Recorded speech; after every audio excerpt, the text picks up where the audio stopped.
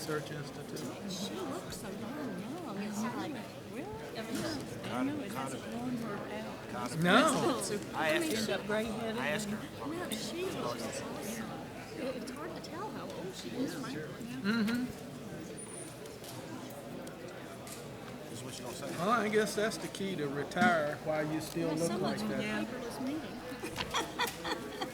I know. But on this, we make copies of most of it. I'm laughing only because they said, Yeah, first paperless meeting. I'm thinking, I'd still like it. And I'm trying to decide whether They bring me one too. Yeah, if you whether I even If he need to notices open that, it he'll up. probably give me a hard time. I guess it won't hurt. We're ready. We getting over equipped with all these smartphones and iPads. You gonna call it off? like to get a pad of paper. I use these two. I use these two. I love pads of paper. It's my nerd myself. Should be something called settings.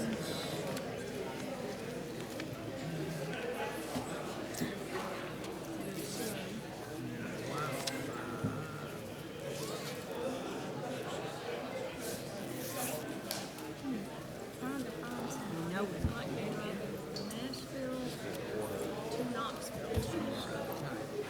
Initially, that I want to get in my car, but I got to get them down there. Megabus isn't doing it. Megabus is coming to Chattanooga. Yeah, it does. Yeah. I mean, I'm going back to Chattanooga tomorrow through Knoxville. Yeah, but he's in Nashville. He's working for the state. He just graduated from but he's got an internship with the state economics. Oh boy, you got one on right, one on left. Business department, and I guess I'm on the left. So out there, I think all it's, you have to, like I said, Well, you probably should have just. look up, they ask for Yeah. a password, it does, I think it's, I don't think it'll ask for a password. I even asked the governor, "No, I'm not coming over." I said, "Are you seriously coming over?" So you got to drive the car to Nashville. Yeah, I'm going to give it to him to go to Nashville, which is fine. I want him to come home, but we're doing a lot of stuff. Do I have any comments? And so I want him to. You have any comments? I don't know, I was looking Well, to if see you give I him the had- car, can you just drive then? I started. No. Then I'm like, Where's the? Well, he's in Nashville, the car's in Knoxville. Oh, comments. So I want, he needs to get down there and find his car to go back. so do they have a shuttle from Nashville to Knoxville? They They do. had They a have a. megabus and it's not running anymore to Knoxville. Oh. See, that's what I was counting. Oh wow. So,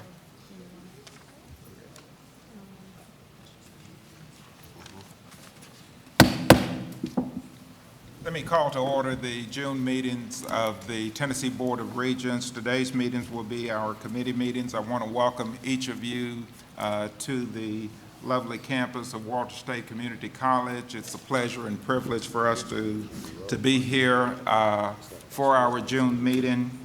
Prior to going into our round of committee meetings, there are some announcements and introductions I would like to make as Vice Chair of the Board of Regents, and particularly if by chance there are any elected officials, I have not seen any as of yet, who are here, please raise your hand and we would acknowledge your presence. Not seeing any, it's my understanding that we will have some with us for dinner this afternoon and possibly at the formal meeting tomorrow morning. I would like all of you to join with me in acknowledging our student and faculty committee representatives who will sit with us today and participate in our committee meetings. They are seated to my right and your left. First, we have Dr. Lisa Eccles. Dr. Eccles teaches anatomy and physiology, as well as microbiology and genetics here at Walter State. She also serves as course developer for our RODP for Accelerated Anatomy and Physiology 1 and 2, as well as microbiology. She is an advisor for Phi Theta Kappa, which is an international honor society for community colleges. Dr. Eccles holds an AA from Santa Fe Community College in chemistry, a BS from Christopher Newport University in biology, a MS from the Medical College of Virginia Commonwealth University in medical technology, and a PhD from Old Dominion University in Eastern Virginia Medical School in biomedical science. Additionally, Dr. Eccles holds clinical certifications as a medical technologist in chemistry and a diplomat in laboratory medicine. In her spare time, Dr. Eccles enjoys volunteering in her community with her husband and 4 daughters.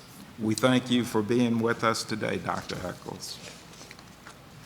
Next to Dr. Eccles, we have Mrs. Sarah Stevers.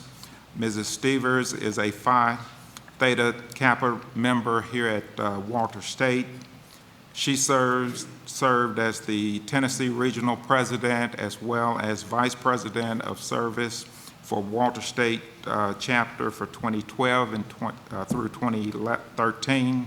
She was reelected as Regional President and will serve as President of her chapter during this coming year. Mrs. Stevers is a physician scribe in the emergency room. In her spare time, she plays in the community softball league and volunteers at such events as Relay for Life and the St. Jude Marathon in Memphis, Tennessee. After Mrs. Stevers graduates in spring 2014 with an associate in biology, she plans to continue her education at Lipscomb or East Tennessee State University with a double major in biology and psychology. To continue her educational path, Sarah plans to attend the medical school at Virginia Commonwealth University to obtain her master's in genetic counseling and a PhD in genetics. Her goal is to become a genetic counselor. We thank you for being with us today also. Next to Mrs. Stevers is Mr. Christopher Edmonds. Mr. Edmonds is a senior instructor for machine tool technology at TTC Morristown. Mr. Edmonds has been at the TTC since 1995, and during his tenure, he has been involved in various workforce development efforts for the campus and community. He attended the International Economic Development Council's 2012 Workforce Development course in San Antonio, Texas. In 2006, NM Technologies, a wheel bearing manufacturing, announced plans to open a manufacturing plant in Washington County. NMT looked to the Technology Center to assist in the initial employee hiring process. Mr. Edmonds traveled to Takashima, Japan, to learn the manufacturing procedures and employment requirements for NMT. Mr. Edmonds, it's a pleasure to have you with us also today. Our last committee participant today is Mrs. Teresa Dale Curtin. Mrs. Curtin is a student at TTC Morristown, currently enrolled in the LPN program. She received her business diploma from the TTC Morristown in 1983. Since 1983, she has held various positions with Berkline LLC. Currently, she is an administrative assistant responsible for administrative secretarial support for the merchandising, marketing department, coordinating meetings, appointments, events, and travel. Mrs. Curtin, we appreciate your being with us today. At this time, I would ask the Chancellor if he has any opening comments that he would like to make before we start with the business of the day.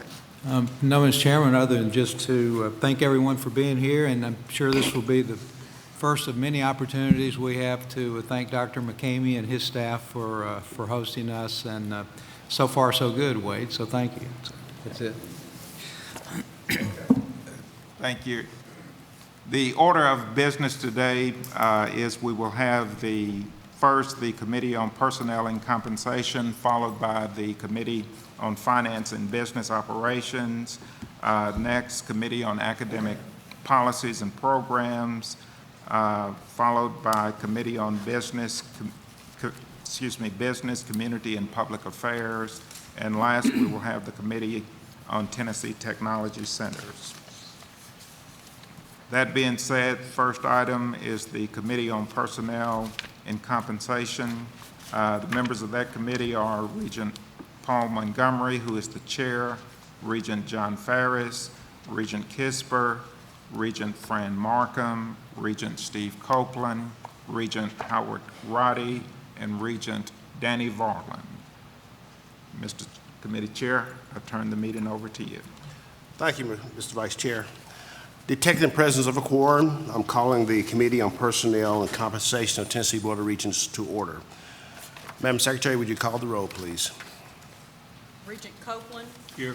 Regent Ferris. Here. Regent Kisber. Regent Markham. Here. Regent Montgomery. Here. Regent Roddy. Here.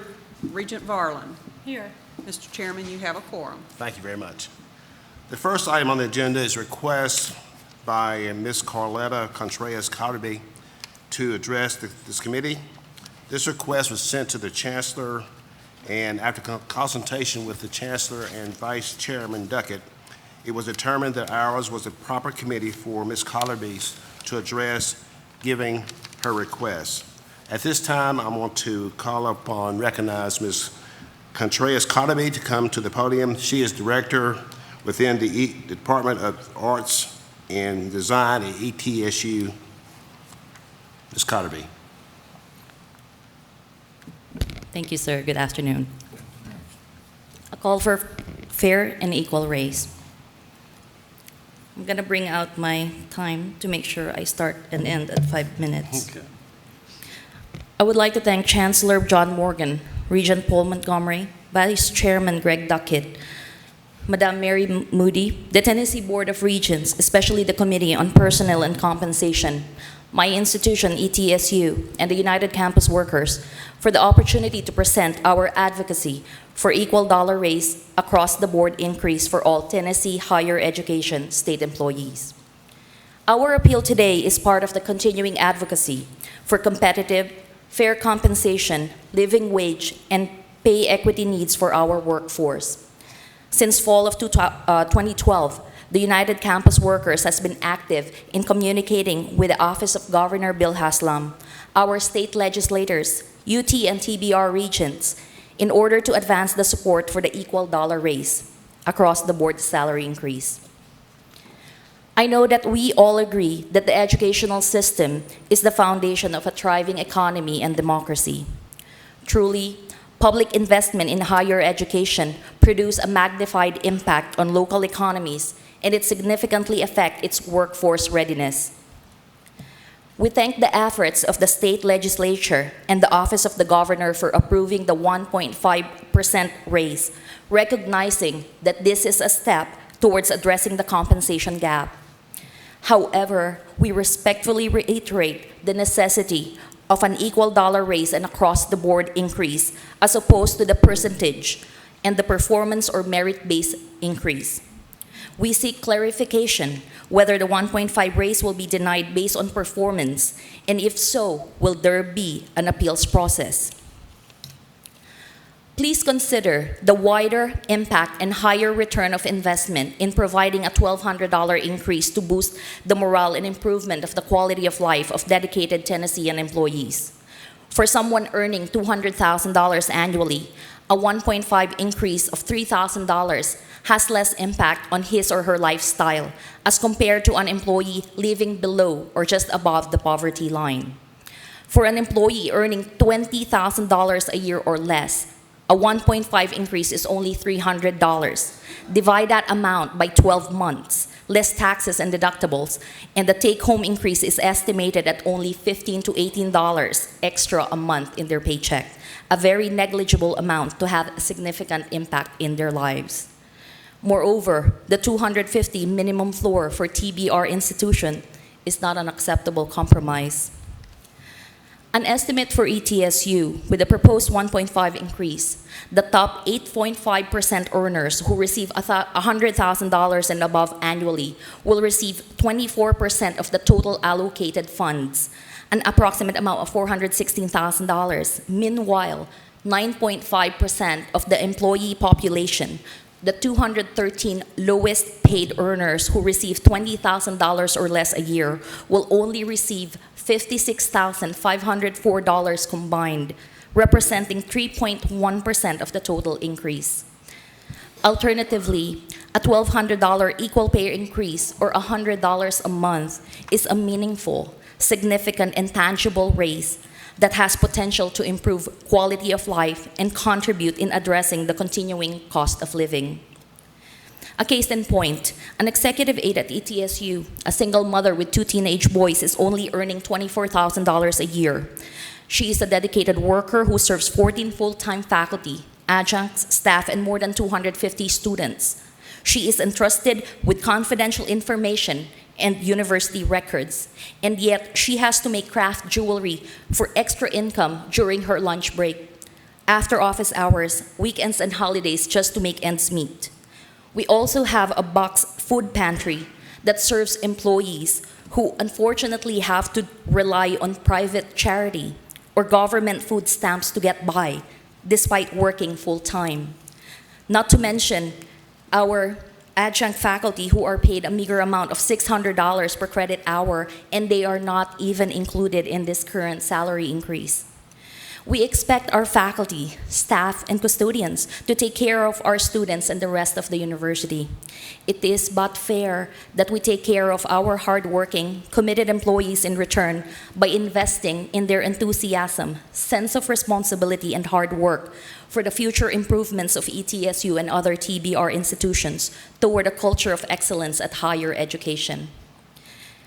Our institutions have championed us on several financial crises, and we know that they are concerned of their employees' welfare. In the past, the TBR has increased compensation rates over the state legislature's allocations because you know that this is the right thing to do. And we are truly grateful. And we ask you again to champion our cause. Please implement the $1,200 equal dollar raise across the board salary increase for all TBR state employees. Thank you. Thank you. Are there any questions of Ms. or our guest? Thank you for Thank you, your sir. time. Thank Thank you you. for, we appreciate you and others and sharing your concerns with us. And we want you to know that these are important issues. We know it's important issues to you. They're also important issues of ours as well as the entire board. And as we continue to deliberate and make plans, we will take your concerns into consideration. Thank you very much. The next item on the agenda is the consent agenda. The committee has previously reviewed the following items: the approval of a President Emeritus contracts, A. B, tenure and promotion recommendations at the universities and community colleges. C, tenure and promotion recommendations at the Tennessee Technology Centers. Materials presented under the consent agenda have been provided to all members of the board. After you review these materials, does anyone see cause to remove a particular item from the consent agenda for further discussion and action? If there is none, we will proceed with a motion to accept these items under the consent agenda. Do I hear a motion for approval? Move to approve. Is there a second? Second. Okay. All in favor say aye. Aye. All opposed likewise. The motion carries. Thank you. The third item on the agenda is the committee will review and consider for approval faculty promotion increases from the universities, community colleges, and Tennessee Technology Centers. At this time, We'll call on Vice Chancellor Sims for a presentation. Thank you, Mr. Chair and members of the committee. You just, as part of your consent agenda, adopted recommendations regarding faculty promotions. Each of our institutions maintain approved plans for promotional salary adjustments that come with or accompany those promotions in rank. Those items are before you as part of this agenda item. The background on these are that the institutions work these recommendations up in accordance with the promotional registers that they have submitted. The HR staff in the central office reviews the salary adjustments to ensure that they're consistent with the institutional plans and to ensure that that only those faculty members that were approved for promotion are included on the salary adjustment roster. I believe that we have had distributed to you I believe 4 corrections to the material that were submitted. We would ask that as you're considering this item that those 4 corrections to the schedule be incorporated within that motion. Mr. Chair, absent questions, it's recommended that you approve the salary adjustments that have been recommended that accompany, again, these faculty promotions. This action would require a roll call vote. Okay, you've heard the report by Vice Chancellor Sims. Pending any questions, is there a motion to approve the increases? So moved. Is there a second? Okay. Having the motion and a second, is there further discussion on this item? This requires a roll call vote. Madam Secretary, call the roll, please. Regent Copeland. Aye. Regent Ferris. Aye. Regent Kisber. Regent Markham. Aye. Regent Montgomery. Aye. Regent Roddy. Aye. Regent Varlin. Aye. Motion carries. Thank you. The 4th item on the agenda is the committee will review and consider for approval the institutional request for new and amended compensation plans submitted by East Tennessee State University, Northeast State Community College, Pellissippi State Community College, and Tennessee State University. The committee will hear the presentation and act upon the plans as a group. Vice Chancellor Sims. Thank you, Mr. Chair.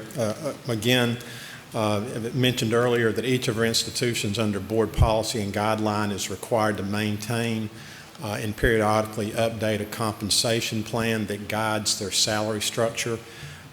These plans are generally, not generally, they are related to the markets in which we operate our institutions. As you've noted, there are 4 plans before you today. The plan from Northeast State is essentially a replacement of a plan that is a little long in the tooth. I think the last plan that was, the last time they adopted a new plan was 10 years ago, so they are updating pretty significantly their plan. East Tennessee State is adding to their peer set based basically to recognize their classification as a doctoral institution. This was done in consultation with their faculty. They're also aligning their staff and administrative plans to this new peer set. Pellissippi State, their amendment essentially is incorporating the 1.5% COLA within their plan so that their salary scales maintain comparability so that when they're hiring new people in, that they're hiring them in at the right level, recognizing the 1.5% salary increase. And then lastly, Tennessee State is asking to have their plan amended in order to allow the creation of subgroups that would permit them to more accurately reflect compensation needs in specialty or hard-to-fill areas. Particularly given their mission and their agricultural outreach efforts, that's a particular problem they have there. These plans, once they're submitted to the central office, are reviewed by an interdisciplinary team composed of staff from HR, finance, technology center area, and academic affairs. That staff has worked with institutions to clarify the proposals to ensure that the markets being used for comparison purposes are appropriate. These plans are before you with their recommendation for approval. With that, Mr. Chairman, I'll be glad to try to respond to any questions you might have. Okay, you've heard the collective report on compensation plans. Pending any questions, is there a motion to approve the new or amended compensation plans? So moved. Is there a motion? by Regent Roddy. Is there a second? Second. Second by Regent Copeland. Okay, having a motion and a second, is there any further discussion? If not, this item requires a roll call vote. Madam Secretary. Regent Copeland, Aye. Regent Ferris, Aye. Regent Kisber, Regent Markham. Aye. Regent Montgomery, Aye. Regent Roddy, Aye. Regent Barland. Aye. Motion carries. Thank you. The fifth item on the agenda is the committee will review and consider for approval the institution compensation strategies. And again, Vice Chancellor Sims. Mr. Chairman, again, I appreciate the opportunity to speak to you on this today. Just to acknowledge this, compensation is never an easy thing for the committee to deal with or for our institutions to deal with. So it is a challenging topic, and it's a very personal topic to everyone involved. As has been noted, the governor's budget included partial funding. In our scenario, the administration provides about 2/3 roughly of the funding required to provide whatever cost of living adjustment is directed in the Appropriations Act. So we were provided in round numbers $10 million to grant a 1.5% salary adjustment. That has to be matched, so to speak, with $6 million or so of institutional resources. So the total value of the 1.5% increase is a little over $16.8 million, as I recall. After discussions with the presidents and consultation on a couple of occasions with them, the plan that's before you today in terms of a system-wide approach would be to administer a 1.5% adjustment across the board. It would be for regular, full, and part-time employees, as well as those paid on restricted or unrestricted funds. There is a satisfactory performance requirement. I would note that within board guidelines and policies, persons who have received an unsatisfactory performance rating always have a due process right to contest that and have a conversation with their supervisors and up the chain of command about their performance rating. Those procedures may differ slightly from campus to campus, but each campus is required to maintain a process for that purpose. We are proposing a $250 million increase, or 1.5%, whichever is greater. The $250 increase is based upon the maximum increase in health insurance premiums that we understand are likely to take place in January. And we're proposing that these adjustments in terms of the COLA would take place effective July. We're also, in terms of adjustments that institutions can request be approved by the board, and this would be action that you would consider in September if you approve this overall plan. Institutions would be allowed to come forward and request authority to further implement their approved compensation plan, essentially move their employees or groups of their employees closer to paying them at the target salary levels within their approved plans. Those would have to be funded, though, with local institutional funds. We also understand and acknowledge that several of our institutions, based on financial condition, do not have recurring funds with which to further enhance salaries or further implement their compensation plans. We also have a very few institutions that have already fully funded their compensation plan. For those two reasons, we are also proposing as part of the plan that there be a provision for a service-type payment or a payment in lieu of compensation plan adjustment. This would be paid from non-recurring funds, thereby allowing institutions without recurring ability to have a tool to recognize employees further, but that those payments be limited to $1,000, not to exceed $1,000. In terms of process, if you were to approve this strategy and the board were to approve tomorrow, institutions, in terms of their institutional proposals, would submit those to the central office by the 5th of August. They'd be reviewed by the central office staff. There would be consultation back to the campus to ensure that we understood the nature of their proposals. And then ultimately, your September board meeting, we would present the results of those requests and our recommendations as to which of those plans should go forward. With that, Mr. Chairman, I'll be glad to try to respond to questions you might have on this compensation strategy. I would note that since this does authorize the spending of dollars, it would require a roll call vote. Thank you, Vice Chancellor Sims. Again, you've heard a report by Vice Chancellor Sims about the compensation strategies. Pending any questions, is there a motion to approve? Move to approve. Is there a second to the motion? Second. It's been moved and seconded that we approve this item. This does require a roll call vote, so Madam Secretary, please call the roll. Regent Copeland, Aye. Regent Ferris, Aye. Regent Kisber, Regent Markham, Aye. Regent Montgomery, Aye. Regent Roddy, Aye. Regent Barland. Aye. Motion carries. Thank you. The sixth and final item on the agenda, the committee will now review and consider for approval the Executive Performance Incentive Plan pay. This is an item we talked about recently as early part of this month. So Vice Chancellor Sims, please present. All right, thank you, Mr. Chairman and members. And Mr. Chairman, you'll probably have to give me the gong to wrap this up, but I think it's important given that this is a result of numerous conversations with your committee and individual discussions with members of the committee.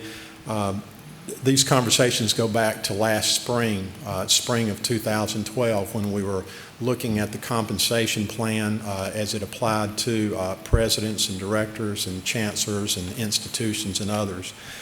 During those conversations, there were the germ of a seed was planted that should we be looking at creating some sort of incentive compensation plan for senior leaders within the system.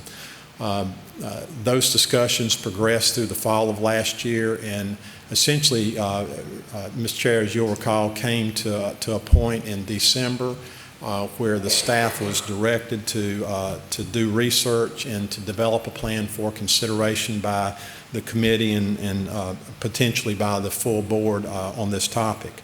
What you have before you today is the result of those conversations. As is shown on the overhead or on the slide, the participation in this plan, at least the scope of the plan currently, as it's currently fashioned, is limited just to institutional leaders. Our TTC directors, I think I still call them today, are presidents of community colleges and presidents of universities. As background, again, for those who are new to the conversation, the compensation plan for both our presidents and directors, we arrive at what we believe is the market salary for each of those presidents and directors and for the chancellor. And then we set the target salary, the salary we are attempting to achieve, at 90% of that level. So by its very nature, the compensation plan for our institutional leaders is set at a level that is below the average market salary for those positions. So those leaders, in some respects, arguably are not paid what the market average is, at least based upon comparable institutions and comparable roles. This plan that is before you would allow those institutional leaders to earn an incentive payment on an annual basis that would be equal to 10% of that market salary average.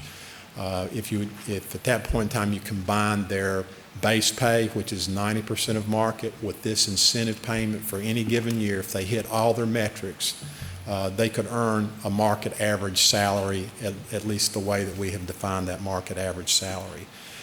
In the plan that is before you, we have attempted to the best of our ability to develop metrics. The plan is largely metric-based, and those metrics we believe are challenging and would represent stretch goals for institutional leaders.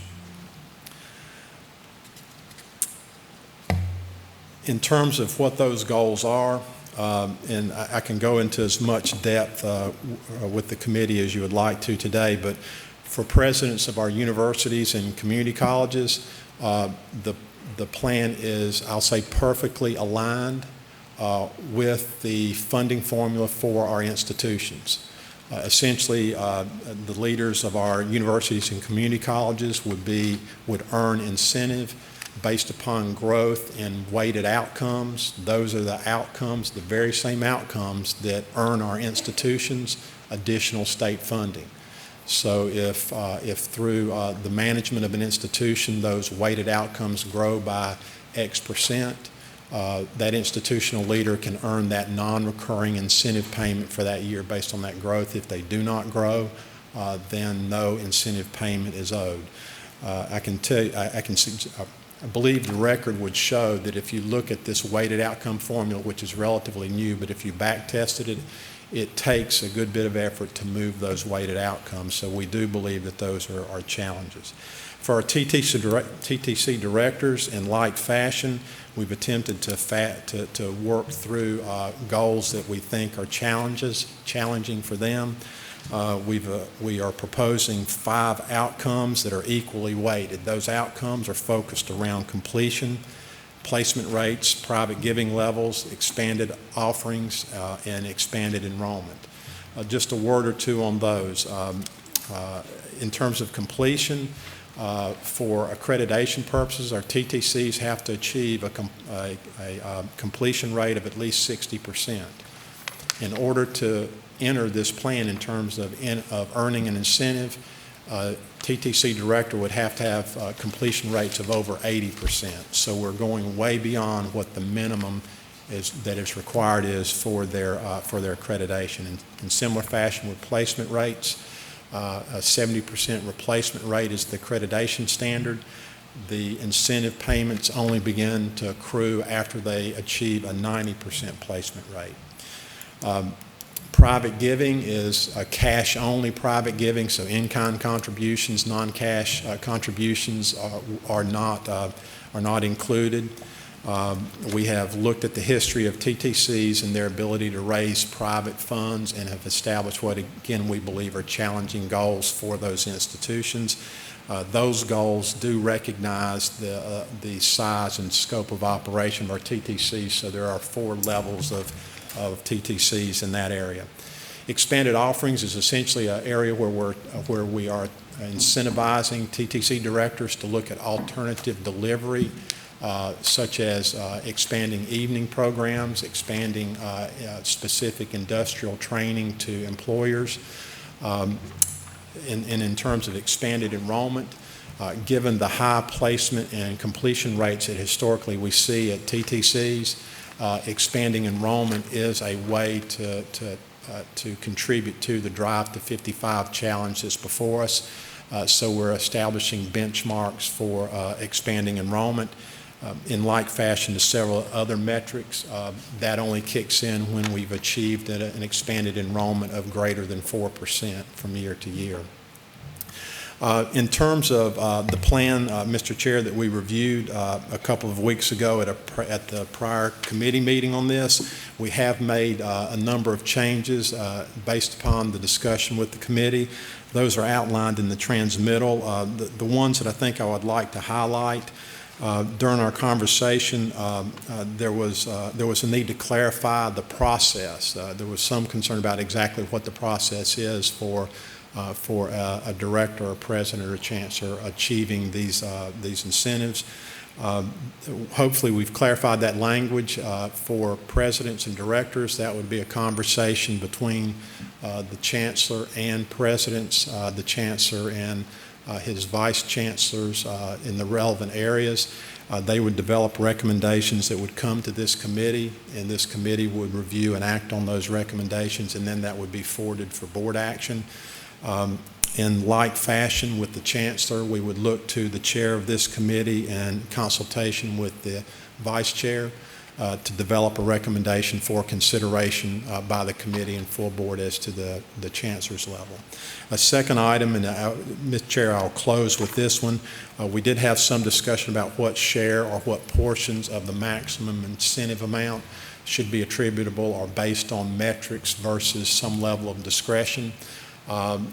Previously we had a 90-10 split, 90% metric, 10% discretionary. We have refashioned that to being 85% metric, 15% discretionary. As most of you know, there are factors that are outside the metrics we've identified that we would hope institutional leaders would, or there would be efforts that we would expect them to apply themselves to, such as collaboration among institutions, cooperation within the system, any of a number of roles that we would want a president or director to play. We believe that there needed to be a higher level of allocation of incentive to ensure that that would act as a true incentive in those areas. Mr. Chair, with that, I'll be glad to respond to questions. I've prattled on for quite a few minutes here and would be happy to entertain questions members might have. Any initial questions? Yes, Dale, I believe in incentivizing, but it seems to me that after 2 or 3 years, if they haven't met their metrics, that there could be a negative aspect because it's a telltale sign that maybe they're not doing all that they could or should do. So there's a positive side in the fact that you're incentivizing individuals, but there's a downside in the fact you're bringing to the forefront the fact that they're not getting to the basic level. Am I seeing that correctly or not? Yeah, Regent Copeland and the Chancellor may want to add to this. I think that's an advantage, and again, the TTCs are not on the outcome formula, so we're trying to, again, working with the Vice Chancellor Technology Centers, identify areas that are key to performance that we would expect those leaders to exhibit. We would expect them to move their institutions in this way. For presidents of universities and community colleges, the outcome formula is a pretty transparent thing. If you're not moving, if you're not increasing your outcomes, it becomes pretty clear. This incentive plan, if it were adopted, reinforces that in a pretty specific way for those leaders as well as for technology center leaders. So I would agree with you that not achieving the metrics, if you're not earning the incentive payment, there are multiple stories that can be told there. It would caveat that pretty quickly to say there are multiple reasons why an institution may or may not achieve metrics within the outcome formula. I think that's why there are questions that should be raised if those aren't growing. There are legitimate reasons why they wouldn't grow. But it opens the door to exploration of that with institutional leaders. So I would agree with your comment that there is the positive side of this incentivizing, there is that other side of it.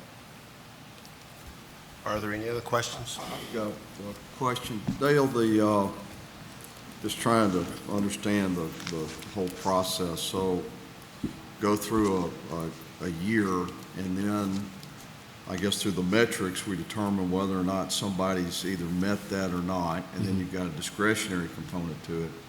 Does that then come to the compensation committee? You make the president bring that to us and we approve that, and then it's I guess, or is it just once we do this, is it just automatically take place? Once we do this, it's again, we bring the annual recommendations back to the committee. So the committee and board have full knowledge and approval authority. So the plan represents the structure. Regent Ferris, this is probably not directly the question you're asking, but just in terms of sequencing this, at our weighted outcomes and our measurements for TTCs are basically fiscal year measures. So June 30, fiscal year closes. It takes a while to get those numbers together. For the weighted outcome formula, those go to an independent group. They go to the Higher Education Commission where those numbers get validated. The commission meets in November. So no later than November, we know what the weighted outcome numbers are for the most recent year that are an input to this. We calculate that. We would then bring that to the board, what I envision at your December meeting. There would be conversations, I'm assuming, between the chancellor and presidents and others about the discretionary piece, and that you would be informed if there was a discretionary allowance as part of the plan as to the basis for those discretionary allowances. Is there another question? Is there a motion for approval? So moved. Is there a second? Second. It's been moved and second that we approve the Executive Performance Incentive Plan. This also requires a roll call vote. Madam Secretary. Regent Copeland, Aye. Regent Ferris, Aye. Regent Kisber, Regent Markham. Aye. Regent Montgomery, Aye. Regent Roddy, Aye. Regent Varlin. Motion carries. Thank you. This concludes our agenda for the Committee on Personnel and Compensation. May I have a motion to adjourn? So moved. Is there a second? Second. The Committee on Personnel and Compensation for Tennessee Board of Regents stands adjourned. Thank you. Thank you, Mr. Chair. At this time, I would ask the members of the Committee on Finance and Business Operations to move forward. Those members are Regent John Ferris as Chair, Regent Darrell Freeman, Regent Tom Griscom, Regent Ashley Humphrey, Regent Emily Reynolds, Regent Rich Rhoda, and Regent Howard Roddy.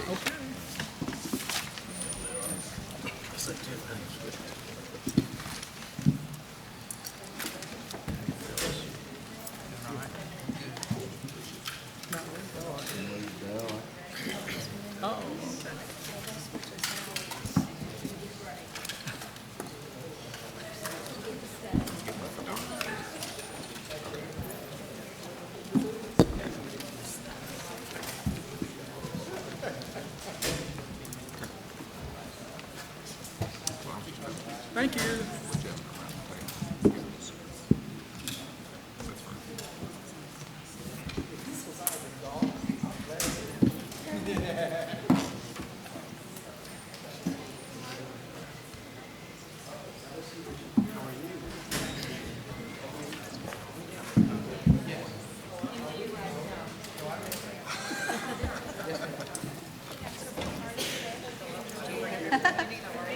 It's been interesting.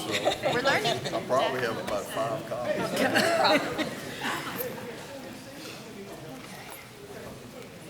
How you doing?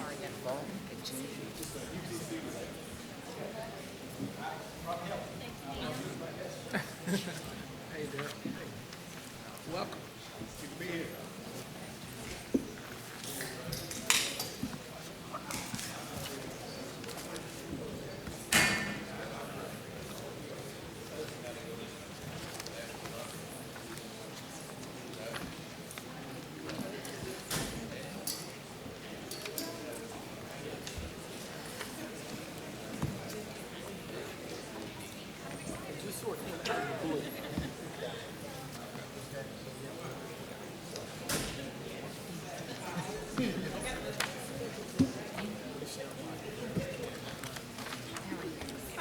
Just fine.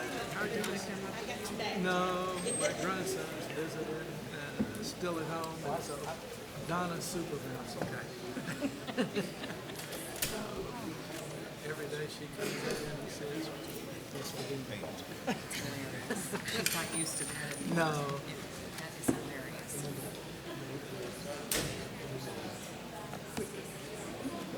We got about another week.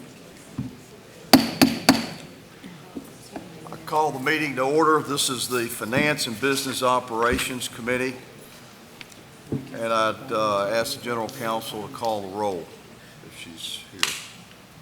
Or I'll call the roll. I'm here. Regent Griscom. I think I'm here too. Regent Reynolds. Here. Regent Roddy. Here. Regent Humphrey. Here. Regent Freeman. We have a quorum. The first agenda item is to review the consent agenda. The consent items being proposed for approval are as follows. Minutes from the April 11 and May 16, 2013 special called meetings of the Finance and Business Operations Committee. approval of proposed revisions to the following policies. Policy 4:01:03:00, payment of student fees and enrollment of students. Policy 4:03:03:00, general travel. Revisions to the Stark Loan Fund Board Resolution. Approval of new policy 4:01:01:30, Tennessee State School Bond Authority Appropriation Intercept Program. And those are the items that are on the consent agenda. Does anyone, any member wish to move any of these items off of the consent agenda for a separate vote?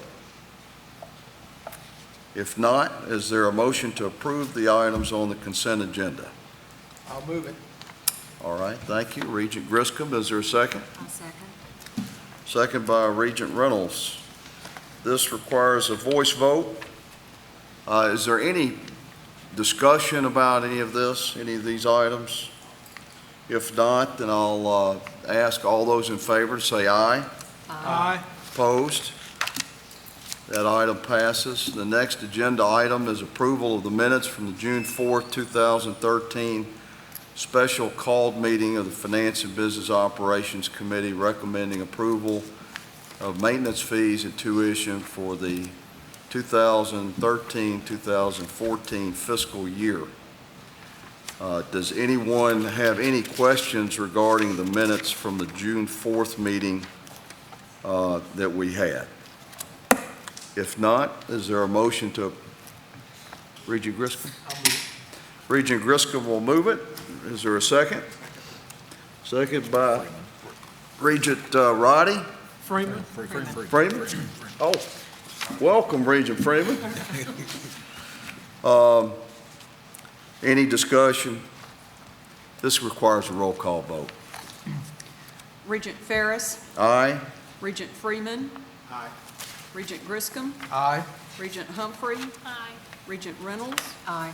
Regent Roddy. Aye. Motion carries. All right, thank you. The final agenda item is approval of funding for operations for 2013-2014 fiscal year. And at this time, I call on our friend Dale Sims. Thank you, Mr. Chair. If Regent Griscom will just honor his commitment and make a motion right now, I'll go back and sit down. Mr. Chairman, if you'll allow me, before I get to the topic of the budget, I neglected it during the last committee meeting to recognize April Preston, who is here, and Danae White, a member of her staff, as well as the HR staffs from throughout the system who work with us on HR issues. The good work that you see, as you probably suspect, is usually due to somebody like April or Renee Stewart, and the problems that you see are usually due to my influence. So I did want to recognize that. We agree with you. It's hard to disagree with the truth, Mr. Chairman. If I can, what we will walk through, hopefully relatively quickly, is an overview of the 33 pages of material that are part of your board books. We actually have many pages of detailed schedules, but what we attempt to do is summarize this in a fashion for board members so that you have a sense of the budgets across the institutions. The budgets that you'll be looking at today, just as a reminder, are the initial operating budgets. Really two budgets. One is our estimated budget for the current fiscal year. This is the last budget of the year. By the point in time that these budgets are prepared in April, they have to be submitted to the central office in April. We're 2/3, 3/4 of the way through the fiscal year.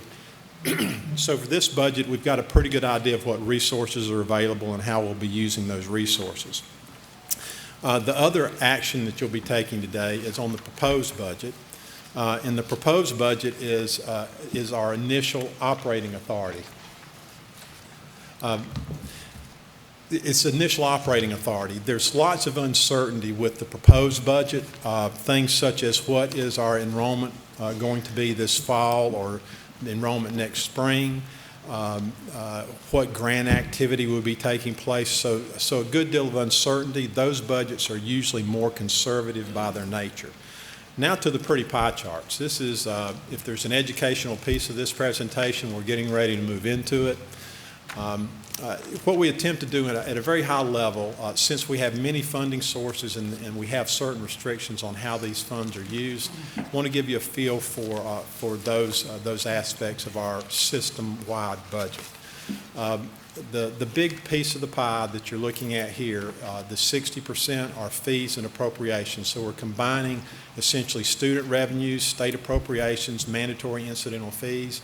From a functional standpoint, those revenue sources essentially are the driver of our system. They're used to fund the whole variety and scope of operations that we engage in. The yellow piece of the pie on this chart, sales, services, and others. It's important for you. A thing I would highlight is athletics is treated as a sales and service. So those revenues and fees are reflected there. And again, these sales and service items support the broad range of activities that we engage in as institutions in the system. The other pieces of the pie, the 30% share restricted funds, these are funds that by their nature have been restricted by an outside entity as to how the funds can be used. We'll see in a moment that federal and state student financial aid is a significant piece of the restricted funds. The last piece that I'll point to, the purple piece, 4% of our total is auxiliaries. And as we've discussed before, for housing, bookstores, food services, those operations, we are required to set fees and charges that fully support the operation of those entities. They receive no taxpayer support.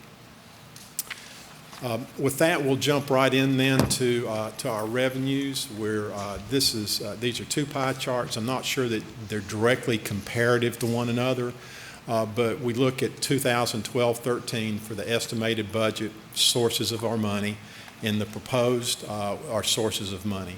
The pieces there, as you can tell, and you've heard us talk about this before, the red piece on tuition and fees 20 years ago would have been much smaller, would have probably been to the neighborhood of 15-20% of our total, and that blue piece on state appropriations would have been more like more into the order of 70% of total cost. So we've seen kind of a quantum shift over the past several generations of students as state funding priorities pressed on the state, and their commitment to higher education could not be what it was at one point in time. The next slide, and I think the members have this, is just a tabular version of what you saw in on the graphs. What it does reflect is that we have seen an increase in state funding between last year and this year of about 5%. That $31 million is made up of two big pieces. One is our enhanced operating money that was earned by institutions through the funding formula, and the other piece is the piece mentioned earlier in terms of funding for our cost of living adjustment. Other than that, nothing really remarkable. The student tuition and fees picture is about what we would expect it to be.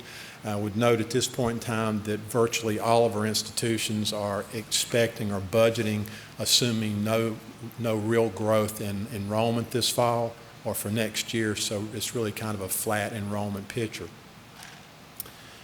Ms. Chair, if there are any questions on that, the next page we'll start looking at the spending piece, and as you'll recall, we look at this two different ways. We look at it by function and then by natural purpose or by natural classification or use of funds.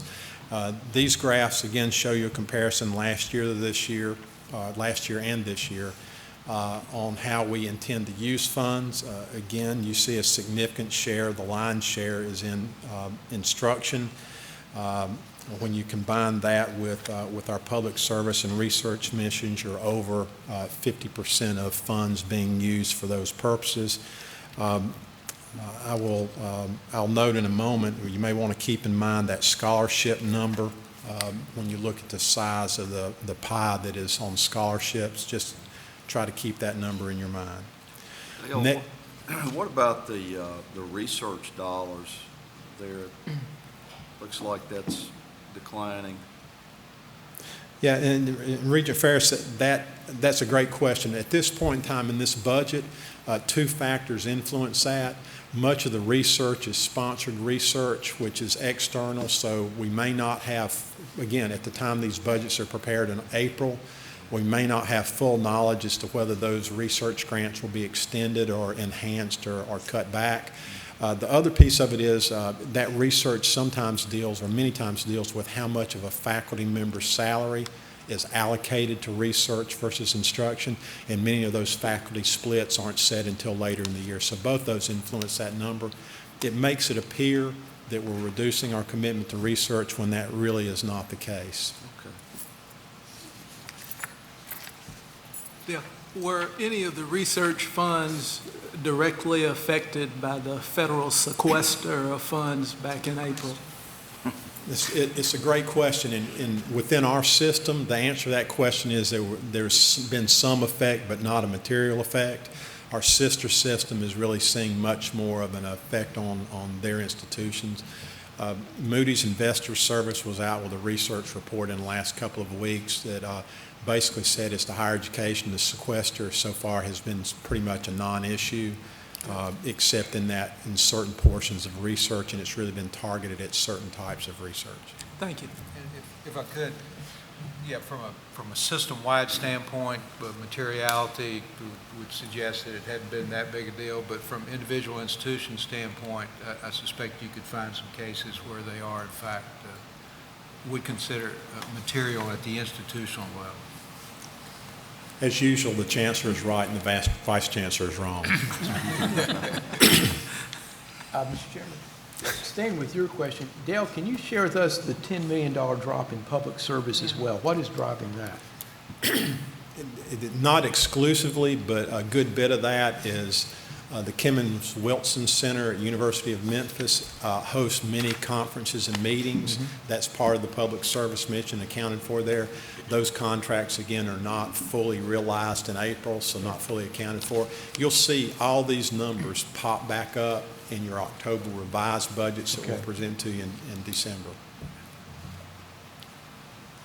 Mr. Chairman, the next page is, again, tabular, and it points out the exact items that members have already talked about in terms of the research and public service levels of commitment there. So I won't dwell on those any further unless there are more questions. The next item, what we've been looking at so far is our unrestricted E&G budget. We have basically taken the restricted dollars and said they're off the table, or we're not including them in these presentations. We're now what I'm attempting to do here is illustrate for you the materiality, so to speak, of those restricted dollars in terms for a total operation. The pie chart on the left side is unrestricted E&G only. The pie chart on the right is unrestricted and restricted. And what will jump out at you, is it jumped out at almost anyone that looks at this, is when you look at the scholarship commitment for unrestricted E&G of $71 million, about 4% of our spend. When you incorporate in those restricted dollars and you look at the dollars available or required to be used for scholarships, that number jumps by over $600 million. So primarily, those restricted dollars are used in that fashion. To the point that I guess the regents were raising on public service and on research, you'll also note that there are pretty significant jumps there when you look at the restricted dollars in both of those categories. The public service moves up by almost $60 million, and the research moves up by essentially a like amount, $60 or so million based upon those restricted dollars. Mr. Chairman, again, that's just to give you a flavor for the scholarship number is restricted. It is primarily federal Pell Grant activity, substantially Pell Grant, lottery scholarship, those kind of things fit in there as well. Next chart, we look at natural classification. No surprise to any of the members of the board that that human capital, we are a human capital enterprise, so over 70%. Numbers of percentages will vary a little from year to year, but we spend significant resource on human resources in terms of salary and benefits. I should say in terms of the conservative nature of budgeting in the proposed budget, institutions essentially account for that uncertainty, if you want to look at it that way, by preserving their human capital resources within their budgeting process. They will fully budget for salaries and benefits, et cetera.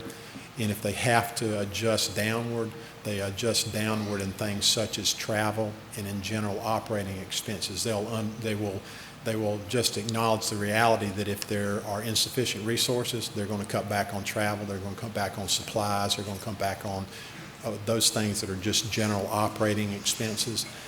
You'll see that on the next page, the tab on this, where salaries and employee benefits are up slightly based upon the COLA primarily, and you see pretty significant percentage reductions in both travel and operating, and those again are largely elements of our conservative budgeting practice. Conservative budgeting with regard to this July proposed budget, I should add. Mr. Chair, the next slide, transfer activity. These numbers, since they're all positive numbers, they would reflect transfer activity from the unrestricted E&G operation into plant funds. We've outlined the various plant fund groups, so you can see that, for example, retirement of indebtedness, we would expect for this year to have transfers that would total a little over $47 million. Transferred from E&G to plant funds to pay debt service on debt that is outstanding. That number for next year is a little over $50 million. Won't go through the table, but the total transfers are roughly in line with what we would have seen from year to year. In line with the discussion I think we had at the chairs meeting, you do see a little bit of a decrease in the total transfers out of E&G. It's something that we've expected to see over the last few years and is continuing that trend. An attempt again to summarize lots of information given to you. The top third of these numbers, look at our unrestricted E&G budget. We take our revenues that you've already seen on prior charts, we take the expenses, and then we take the transfers to get to a total expenditure number. And then we look at the revenues over and under expenses. So you can see in our unrestricted E&G budgets, we're proposing to use a little bit of our existing fund balances, operating balances across the system to fund operations as part of this budget.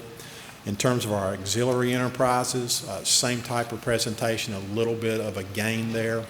And in total, the budgets, including all resources, are fully balanced. We end up with positive balances in our E&G fund balance at the end of the fiscal year. Mr. Chair, kind of transitioning away from numbers, well, I can't say that, from dollars to other numbers in terms of people, giving you a look at authorized positions. We break this out so you can get a view for by our sectors and by type of employee, whether it be faculty member, administrator, where those numbers are, what changes we're seeing.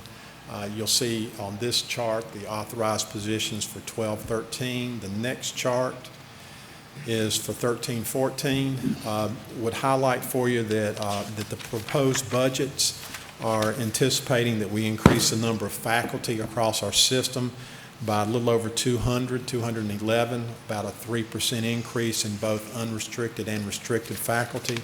Overall, we would expect to increase our authorized employee positions by 292, or about 1.7%. Those numbers, though, are weighted toward faculty positions.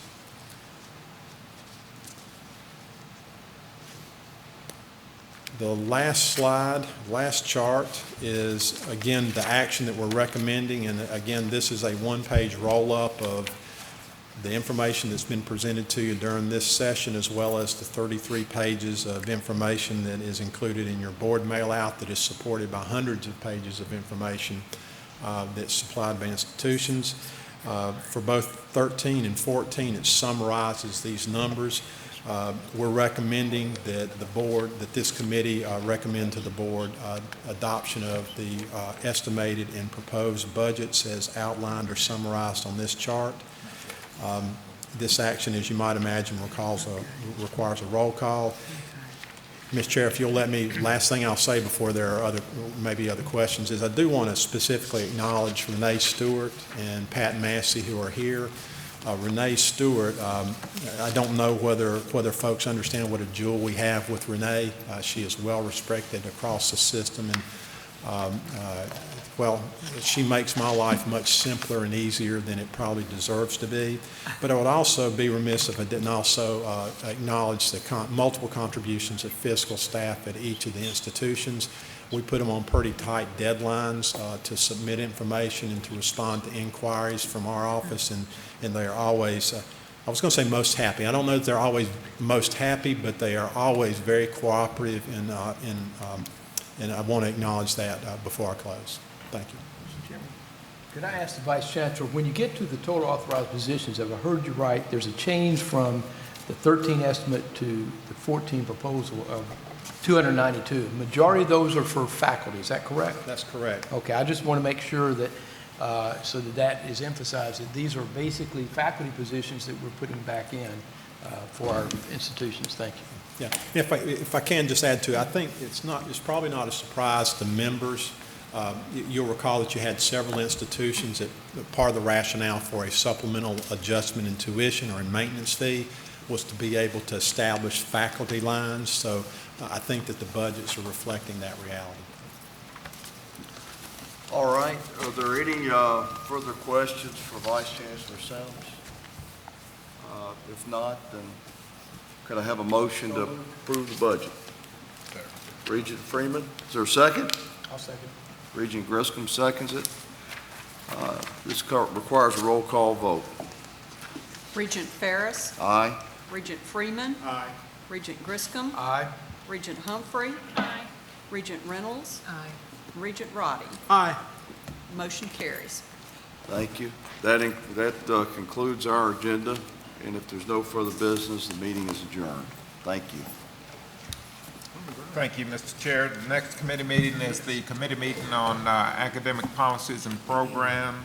At this time, I would ask those members of that committee to come forward. That is Regent Bob Thomas, Chair of the committee, Regent John Ferris, Regent Huffman, Regent Ashley Humphrey, Regent Bob Raines, Regent Emily Reynolds, Regent Rich Rhoda, as well as Regent Danny Barber.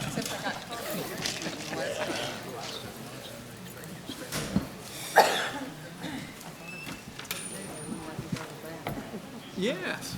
Do you guys need to move in? Thank you for that.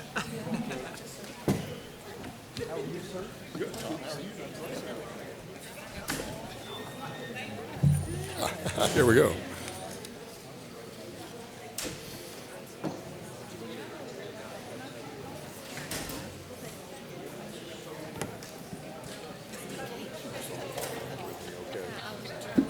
Okay, yeah. See, like I've got an agenda slide in there with See what, Here. okay. Where did I put you? Here, she's got I just think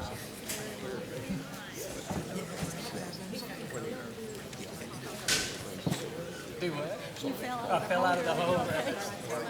I understand. Okay, I got you, okay. You okay?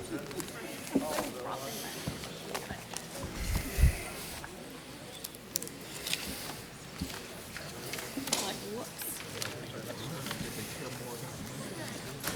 It doesn't take me long to start disrespecting you, does it? Do what? Doesn't take long to start disrespecting you.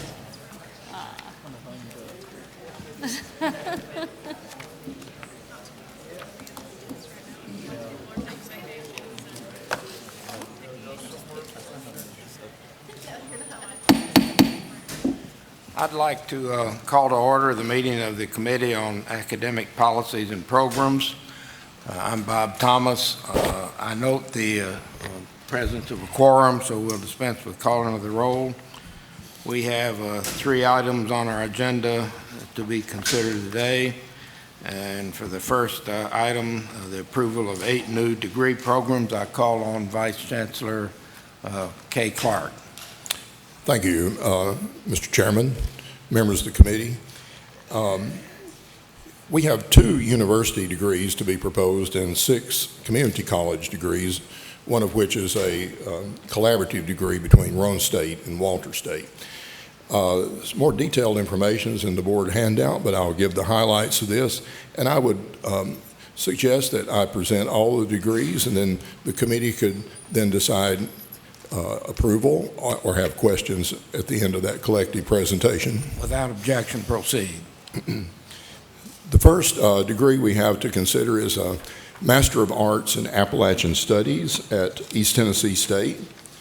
This is a 30 to 33 semester credit hour Master of Arts program. It will respond to the needs of Appalachian states to provide for 21st century perceptions and relevance of cultural and Appalachian heritage, and it will most importantly apply real-world solutions to Appalachian community problems. This is an often neglected area of study in our universities, and East Tennessee is a leader in this regard. The proposed masters will formalize ETSU's 30-year commitment to the study of Appalachian studies. The external reviewer, Dr. Ron Eller, who is Distinguished Professor of History at the University of Kentucky, stated, based upon growing regional need, the historic commitment of the university in the area through the strength of the Center for Appalachian Studies and Services, and the success of the undergraduate program in Appalachian Studies, I would recommend the approval of this wholeheartedly.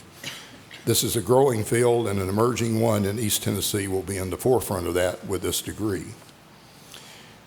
The next university degree we have is an undergraduate degree in mechatronics at Middle Tennessee State University. This degree is proposed in response to requests from various industries such as Nissan, Yates Services, and Bridgestone Firestone in the Rutherford County area. There's an increasing need for employees who have the ability to train and also to design complex manufacturing systems that incorporate mechanical, electrical, computer, and materials engineering. Graduates with the BS degree in mechatronics engineering will work in a variety of positions for major manufacturers in the Middle Tennessee area, such as we have stated Nissan and Bridgestone, and also Pillsbury and General Mills. It's a response to growing workforce needs. Mechatronics is an emerging field in engineering and engineering technology, and this will be a decided asset to that growing need. The Siemens Level 3 mechatronics certification is an expected outcome of this degree. Students who achieve that will be well positioned for these sophisticated employments that are available in this area. It will be a 127 semester hour credit program. MTSU expects to graduate about 10 to 15 students annually after the first cycle. Those are the university degrees. We can move on now to community colleges. And interestingly, you will see mechatronics again. Modlo State is proposing an AAS degree in mechatronics. It supports the institution's mission and the Complete College Act, and I might add, parenthetically, all these degrees you see from the community colleges is a result of those institutions' earnest desire and to meet the needs of the workforce in their communities. These are all highly sophisticated programs, and it's a complement to those colleges that they have done so. Because an existing technical certificate will be embedded within the degree, students can earn a certificate with 1 year and be able to, if they do that, they can also enter the growing field of mechatronics. It will provide Siemens Level 1 and 2 certification. It will be offered at the McMinnville Center, the Smyrna Center, and the Laverne Teaching Site. Again, this is, if you saw the MTSU program, this is a highly concentrated need in the Rutherford County area, and Motlow will fulfill that Siemens Level 1 and 2 certification. There is a route of accreditation, of articulation to MTSU, although we are going to work a little bit more on that particular area. It is available right now, but we are working with the two institutions to smooth that out a little bit. But each institution felt it was absolutely necessary to get this out there in front so that the students could take advantage of these outstanding career opportunities. Students who achieve this degree and the one at MTSU will be well situated for employment. The next is also from Motlow State. It's an AAS in Information Systems Technology. It has two concentrations, Information Systems Specialist and Office Information Technology. The proposed degree, again, will respond to workforce needs. They've surveyed the area and found this is an important matter for employers. It's designed for traditional delivery with a hands-on laboratory for demonstration and practice of skills. Online hybrid courses as well as cohort places are in place for introductory and general education classes. The program will be initially offered at the Smyrna Center with dual enrollment opportunities provided, as well as opportunities for articulation with the Tennessee Technology Center, soon to be the Colleges of Applied Technology. There's a lot of training on sophisticated hardware and software in this program. Those programs are mentioned here, but I don't know if you know what they are. They're sophisticated, and they would provide world-class information technology credentials. We'll take your word for it. Okay. I'm not well-versed in those particular areas, but I take their word for it. This is well thought out. So this will, again, supply a need, I think, in the local area. Next, Nashville State, again, has an AAS proposed in medical informatics with a concentration in healthcare IT technician. This is another emerging area and one that has high demand. It will provide appropriate skills required for entry-level health information technology positions, but will also provide a pathway for adult workers with a background in either information technology or healthcare to build on their skills. The program is supported through that RXTN grant, which you have heard of, and will be delivered at the Nashville State main campus. The degree may be offered by other TBR community colleges in the RXTN grant. To meet business and industry needs specific to each college's service delivery area, each community college's curriculum may have elective courses in different concentrations. However, the major field core will be common. This is an excellent way then for other institutions to piggyback off this program if approved. The program is modeled after also another existing AAS program in medical informatics, and that's at Volunteer State.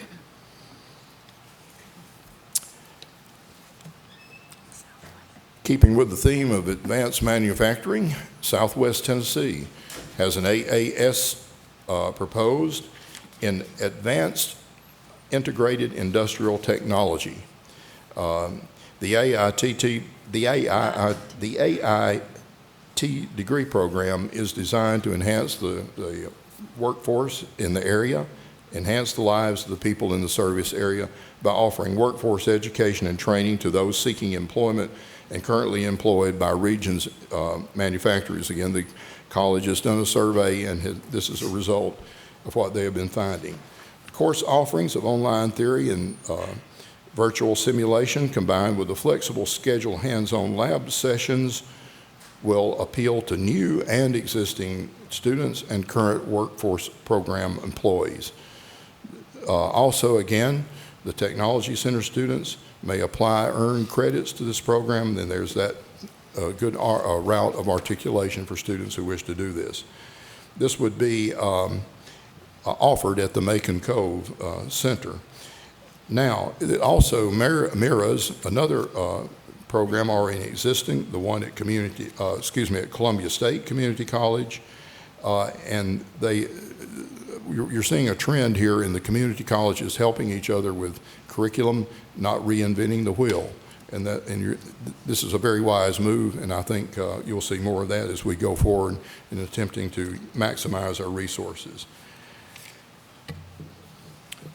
Next, Walter State Community College, where we are today, a new AAS degree in Occupational Therapy Assistant, which would be implemented in fall of 14. The program is designed as a cohort model to support workforce development with funding provided through the state, college student tuition and fees, and the Appalachian Regional Consortium grant. The program will increase the number of occupational therapy assistant employees to meet the over 41% increase expected for the 2010 to 2020 period of time, which is documented in the Bureau of Labor Statistics 2012 Job Outlook. OTA is considered a high-skill, high-wage allied health profession, and data from the state of Tennessee notes a need for 2,970 occupational therapy assistants in the state by 2014. The median annual salary for these people is projected to be in the range of $40,000 to $51,000. This program requires a few more credit hours than 60.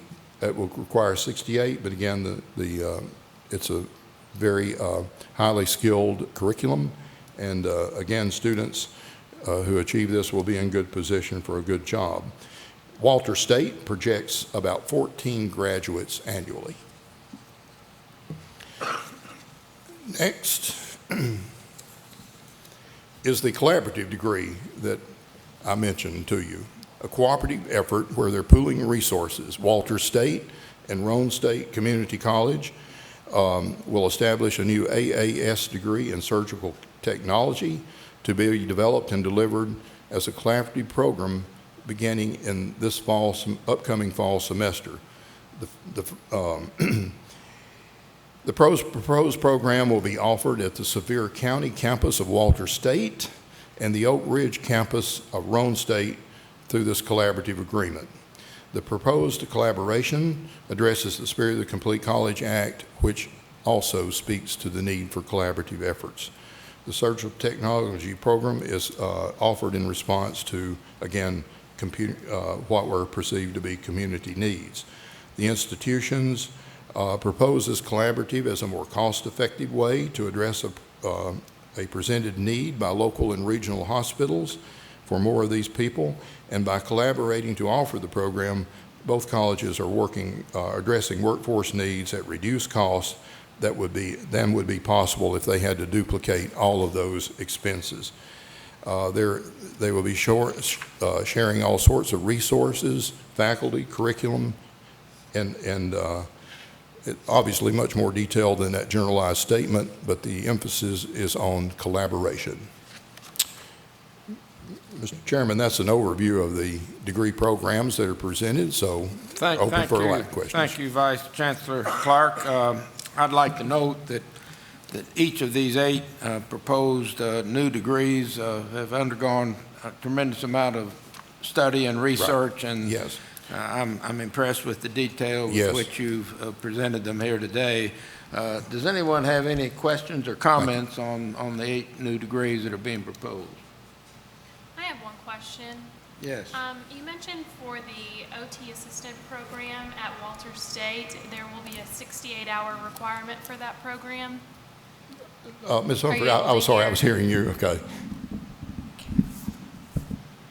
The OT program at Walter State requires 68 hours for completion. Right. How would students receiving the Hope Scholarship be affected from that extra length of program? Well, usually if the degree is longer than what is normally stated, such as 60 hours, there are provisions to allow that to be the case. And we have that in bachelor's degree programs too, where we have 120 hours, and we have a few at 128 and maybe 1 or 2 at 130 something. So that, I believe, is the way it is covered. Thank you. Yeah, and I'll tell you, there are some other existing programs now that also have more than 60, particularly in the allied health field. Yeah, okay. Any other questions or comments? If not, I assume we approve these with a voice vote. Yes. I'll entertain a motion to approve these 8 new degree programs. So moved. Motion made by Regent Varlin, as second. Second. Second by Regent Raines. Any further discussion? If not, all in favor say aye. Aye. Opposed, like sign. Motion carries. Thank you. Thank you very much, and I appreciate your comments as it relates to the campuses and their hard work. This is data-driven work. I think Yeah. just by your presentation, it's obvious that a lot goes in behind asking us to approve these new degrees. Right. Thank you very much. Second item on our agenda is the establishment of a new Chair of Excellence at Middle Tennessee State University. Vice Chancellor Clark. This is the first new Chair of Excellence in the TBR system in over 10 years. We were a little rusty on how to do this one, so we did have an existing template. And Middle Tennessee is fortunate here in that Mr. Jacobs is providing $2.5 million as a match. A portion that's needed to establish this program is, you know, if this is approved, it goes through THEC and then ultimately to the legislature for the appropriate appropriation that they have in existence that is ready to go. If this is approved, it is an outstanding opportunity for the School of Business to advance the MTSU's role in accountancy in both national and international venues. I'm sure that the students will benefit from this immensely, those who are pursuing these fields.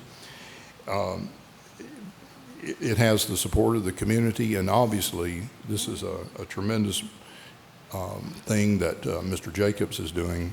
He is a graduate of Middle Tennessee State University, a native of Morrison, Tennessee, and Warren County, and he wished to give back to his university, and this is an outstanding way to do so. So I think this is a tremendous thing, and I'd be happy to try to answer any questions if there are any. Thank you. This would be in the Jennings Jones School of Business. Yes. Where it would be. Any questions or comments? This is indeed, I think, as Vice Chancellor Clark said, once every 10 years we are asked to do something like this. It is significant. We had a flurry of those when they were first started many years ago, and then not lately. Any questions or comments? If not, I'll entertain a motion to approve this establishment of a new Chair of Excellence. So Moved by Regent Reynolds. Is there a second? Second. Second by Regent Varlin. Any discussion? If not, all in favor say aye. I believe, Mr. Chairman, this may require a roll call vote. This is what Madam we've understood. Secretary? Yeah. We're not actually expending any funds at this time. Oh, okay. You're just establishing So it. a voice There's vote a is in match order? to be done. Okay. All right. Any further discussion? If not, all in favor say aye. Aye. Opposed, same sign. Motion carries. Thank you very much. Thank you. The last item on our agenda is revisions to student disciplinary rules at Middle Tennessee State University. Vice Chancellor Clark. This is a procedural matter. You may recall at the March meeting where we approved the protocol and for student disciplinary policies and the minimum regulations for those.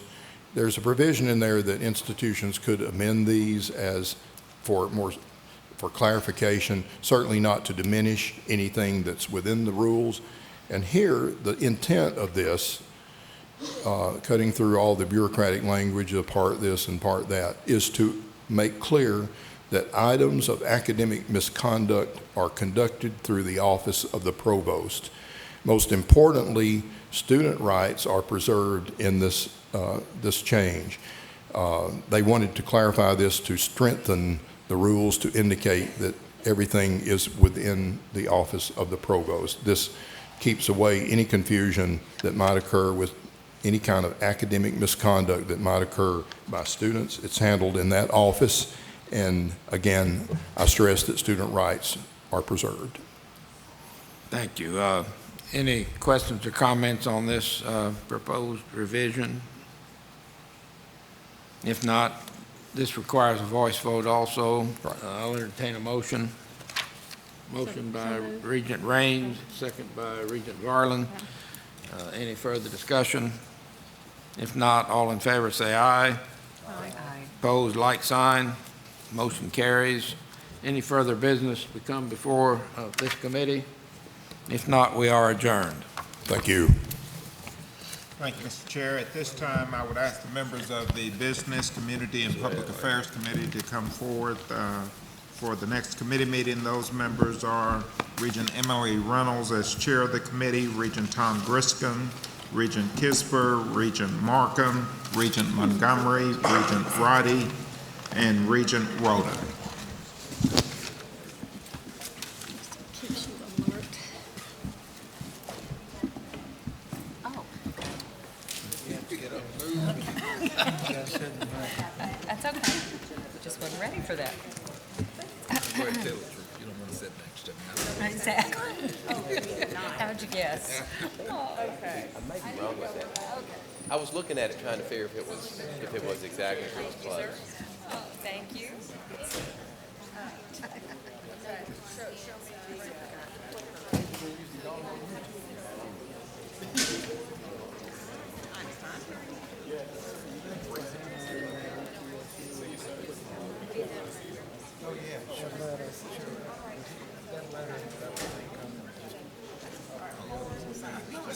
Oh, they all got it.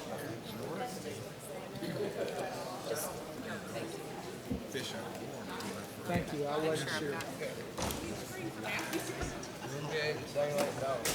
Yeah. It looked like it had come to you with a copy of the new one and to, yeah. There she is. She's getting a snack. Oh, well, now they set it up there. That's all here. Pardon? He was a day late and all was showing. Here he comes. Go, Fran. You had it so concise, that was nice. There's David. Okay.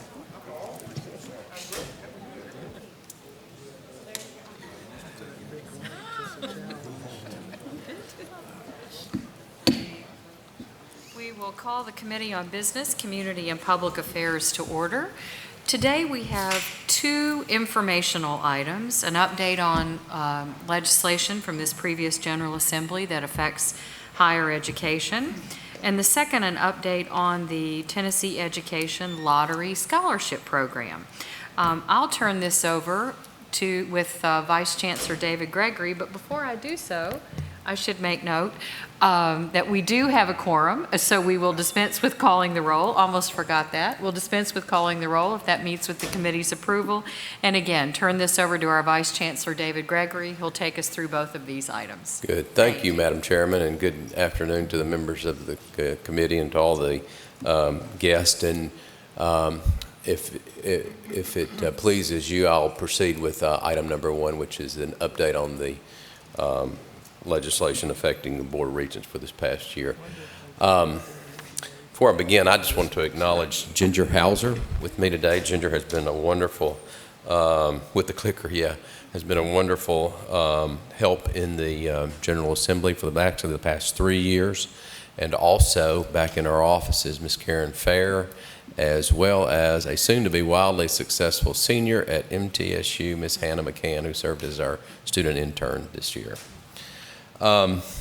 It is not on your slide, but I'd like to just start by saying if you're going to take something home with you about the session, it really was a fantastic budget year for us, and you've heard Vice Chancellor Sims sort of articulate that to you already, but I've had to stand before you in previous years and talk about status quo budgets or budget reductions and those kinds of things, but this year, just to kind of tick your reminder, a healthy operating budget increase, approval of a $163 million capital appropriation That included the top 3 projects off of our list, so we're anxious to get started on new academic building at Nashville State Tech, a new technical education facility at Northeast, a new community health building at University of Memphis, and the governor also included funds for a joint use facility between our technology center in Murfreesboro and Nissan North America, and we're also anxious to get started with that as well. Also, and again, I say this probably every time I speak, but that sort of easy to overlook item in the budget called capital maintenance was a very healthy funding this year of about $33 million that allows us to move forward with some of the deferred maintenance and larger maintenance projects on our campuses. Also, you recall we had asked for, and the governor included in the legislature agreed for $16.5 million for funding for equipment at our technology centers and community colleges, and then also the third installment in the payment for University of Memphis Lambeth campus. So those are some of the highlights of the budget, and by any stretch, we certainly had a good year from a budget perspective. Madam Chairman, I'm going to now just talk about several different bills that impact our campuses, and to the committee, and you know I'm very conversational, so if at any point you'd like to sort of stop and say, well, what about this, don't hesitate to do that, because that's the way I learn as well. Talked a good bit about the guns on campus, guns in cars discussion over the past few months. The bill that was ultimately enacted was a bill that was kind of dubbed guns in trunks, but in essence what it does is it decriminalizes a permit holder of a weapon from being able to carry their weapon in their private vehicle and not commit a crime, provided that they are a permit holder and that they keep the weapon out of sight and in a locked vehicle. This applies to both public and private properties and would include higher education as well. In the last couple of weeks, we've had a session with our University Community College police chiefs. We're beginning to talk about the uniform implementation strategies in and around this, which will include uniform posting. And on your slide, you see a suggested post that we would recommend that all of our campuses adopt, that states the state law and also restates the prohibition. We're not asking the campuses to go out and replace all their posting signs. We're posting all across our system, but we're kind of posting different things. And so as signs are replaced, this is the template that we ask that our institutions post. As it relates to the lottery scholarship, in just a moment you're going to hear a fuller presentation about that. There were really no significant changes to the lottery program this year. Several were debated, and there are 3 relatively minor changes I'll tick off to you. First was an addition to the lottery program to provide for students with that are in specific programs that have intellectual disabilities. It's called the Step Up program. The Step Up program currently exists at the University of Memphis and at Vanderbilt and the University of Tennessee, Knoxville. Each of those programs take in 16 students with intellectual disabilities. Those are students who could never, according to the existing criteria, gain a lottery scholarship, but are taught to be successful in a post-secondary environment. The second bullet on the screen is an amendment to the Homeschool Act under the lottery. Presently, you must be a homeschool student at least 2 years before you're eligible to receive the Hope Scholarship, and that has been amended down to 1 year. And then finally, a provision was added that would allow dependent students whose parents happen to be abroad as a part of a located headquarters, and the students do not graduate from a Tennessee institution to be able to gain the lottery scholarship. This has a fairly limited application and was a very small addition to the lottery program, but no significant changes. As I go to this one, I tell you that we continue to get good support from our friends in the General Assembly, and this particular bill came from the chairs. Both the House and Senate chairs of education ask and encourages our teacher training programs to incorporate coursework on neurological and brain science research. And our schools are busy in that field, and which is a growing area of academics. Next is this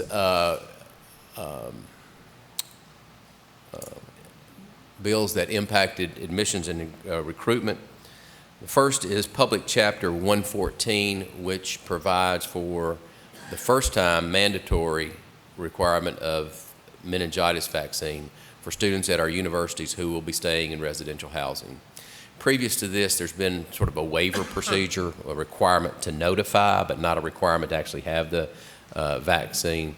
Now students, according to we're sort of following the CDC recommended guidelines for meningitis, and so students staying in the university housing will be required to have the vaccination.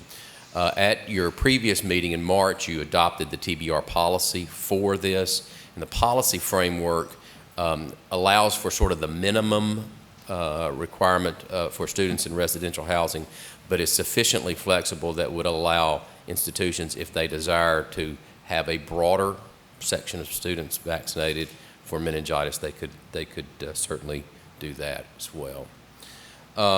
Also, and this is a program to watch develop. I think it has some real potential for our community colleges.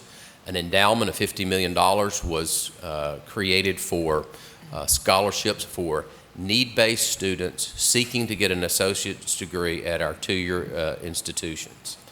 The endowment is likely to spin off, depending upon return on investment rates, somewhere between $1.2 and $2 million. The program is currently being developed by the Tennessee Student Assistance Corporation, but holds the promise, as you've seen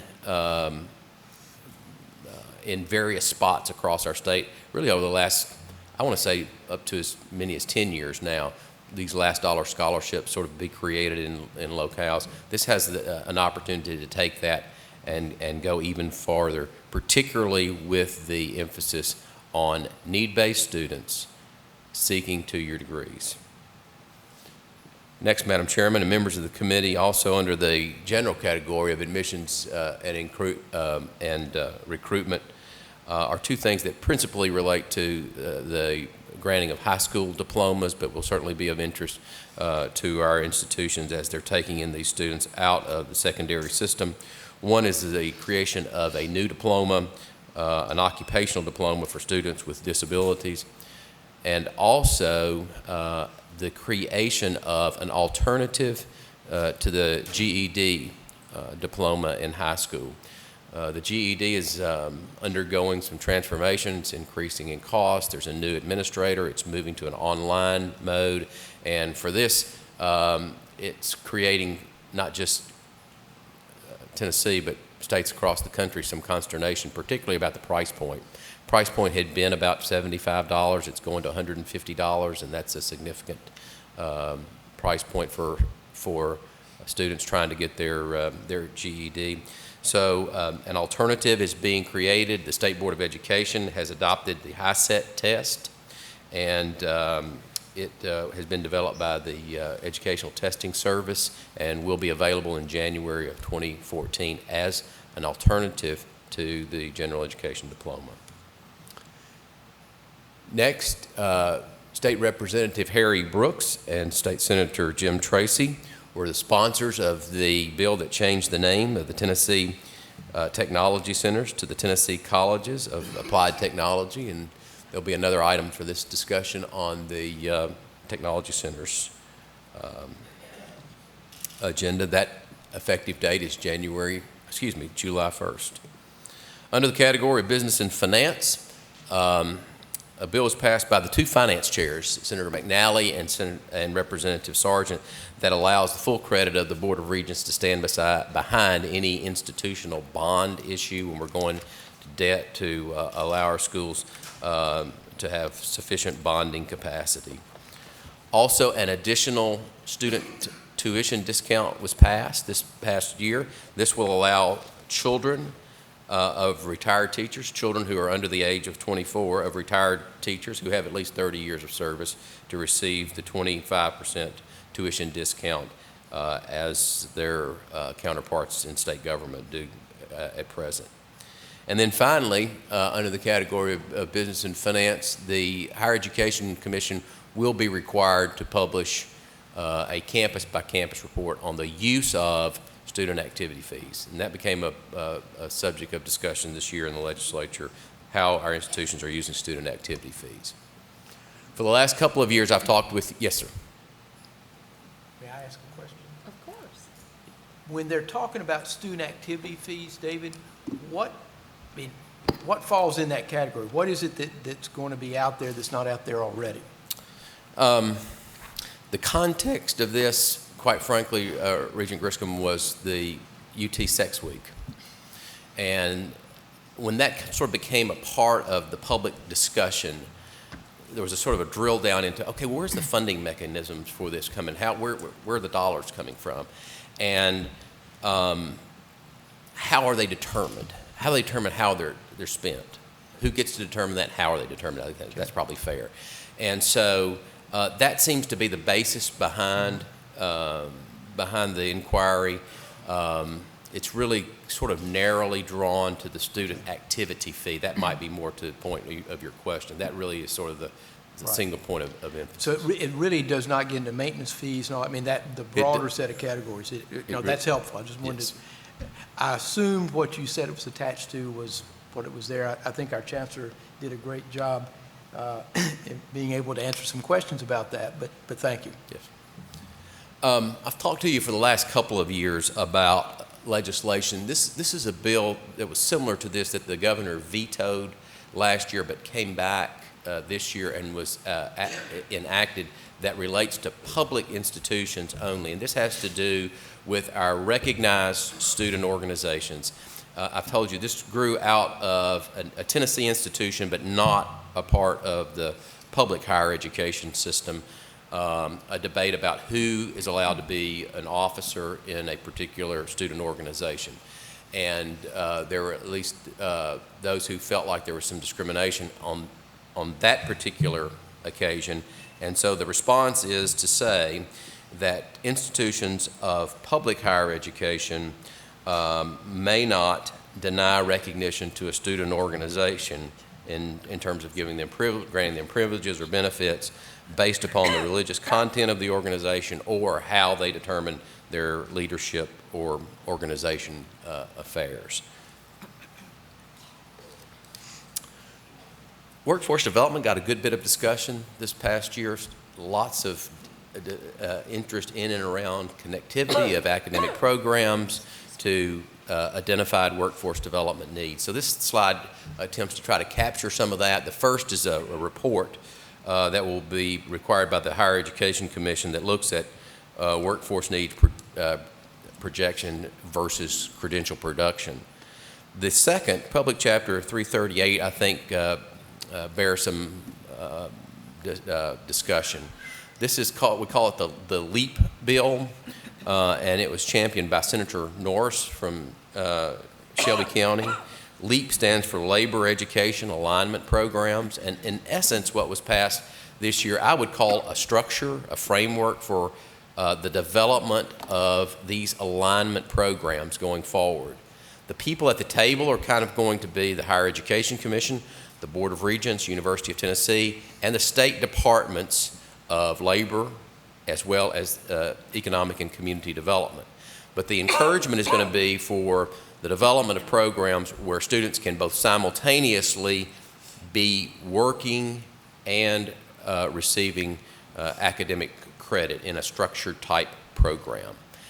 There is no money in behind the LEAP program yet, but there is a promise for those dollars. The Department of Economic and Community Development each year is going to be required on November 1st to sort of identify what they believe to be the stated workforce needs in our state, and then from that encouragement to develop these labor education alignment programs. So I'm sure you're going to hear more about that as we get further down the road and as the structure kind of goes on to that program.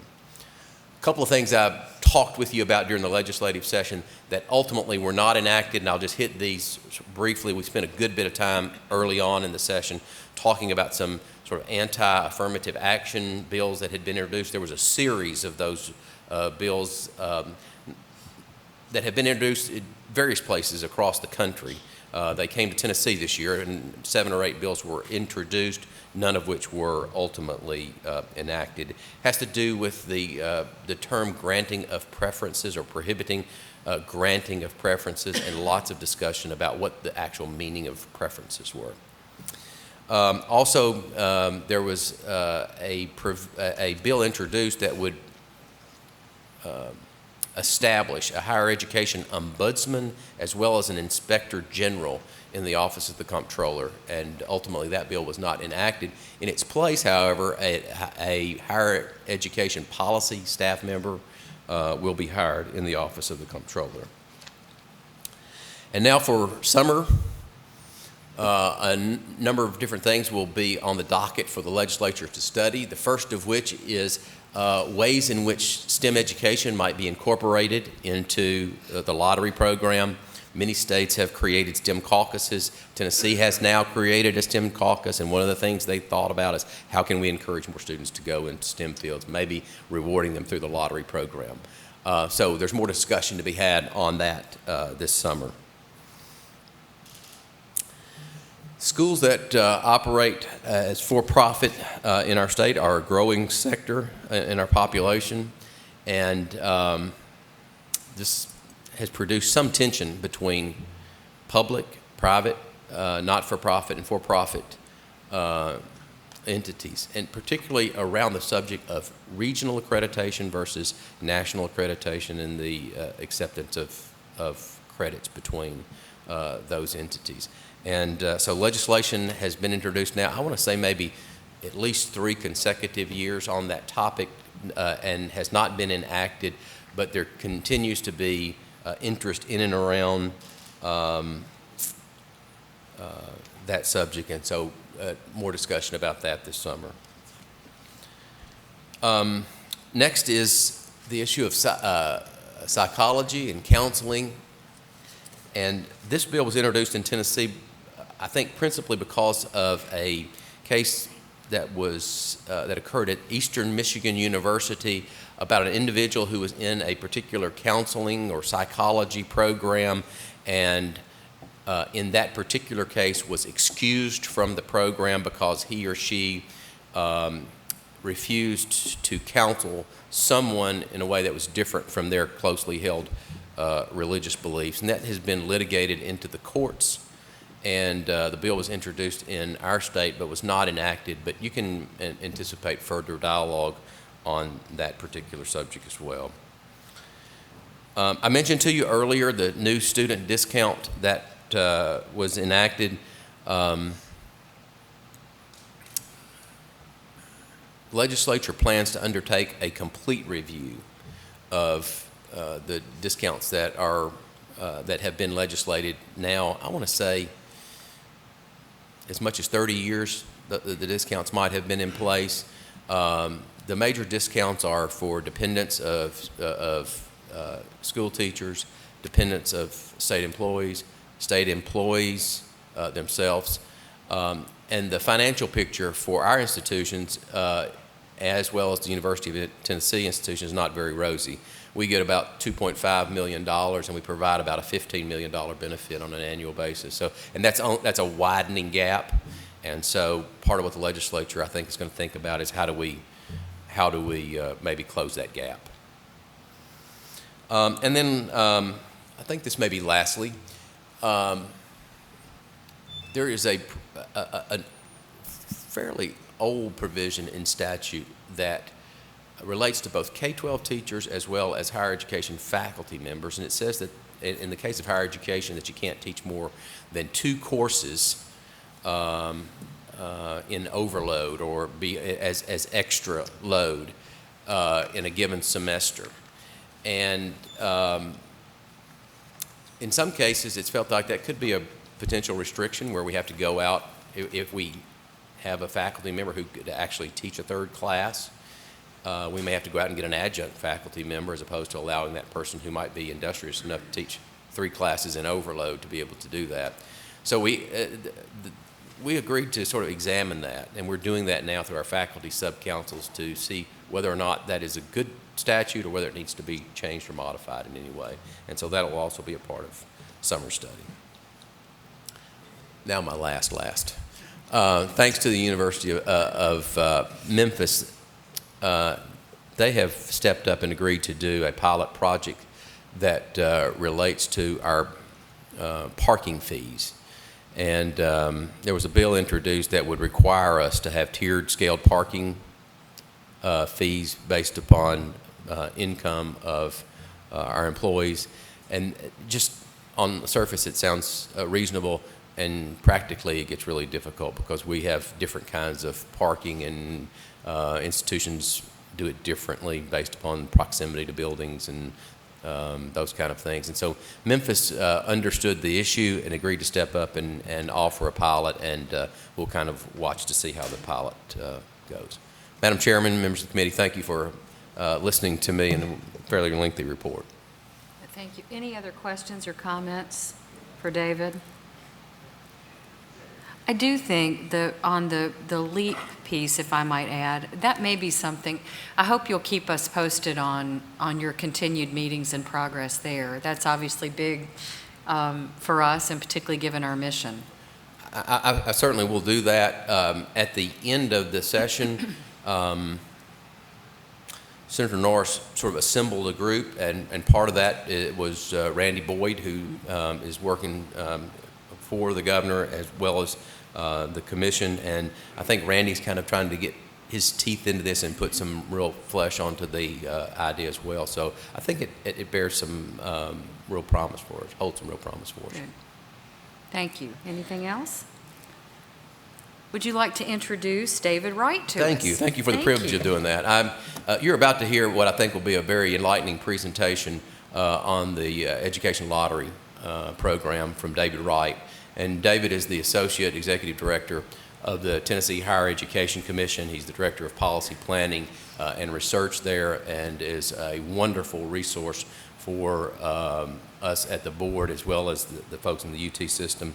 He's going to talk with you a little bit today about the financing. He's going to talk with you a little bit about the demographics of the lottery. He's also going to talk with you a little bit about how well students are retaining their scholarships, and he will do that in a trend fashion. So not only will you get to see snapshot, but you'll also kind of get to see how those lines may be shifting or moving. So with your permission, Madam Chairman, please. David Wright. Thank you.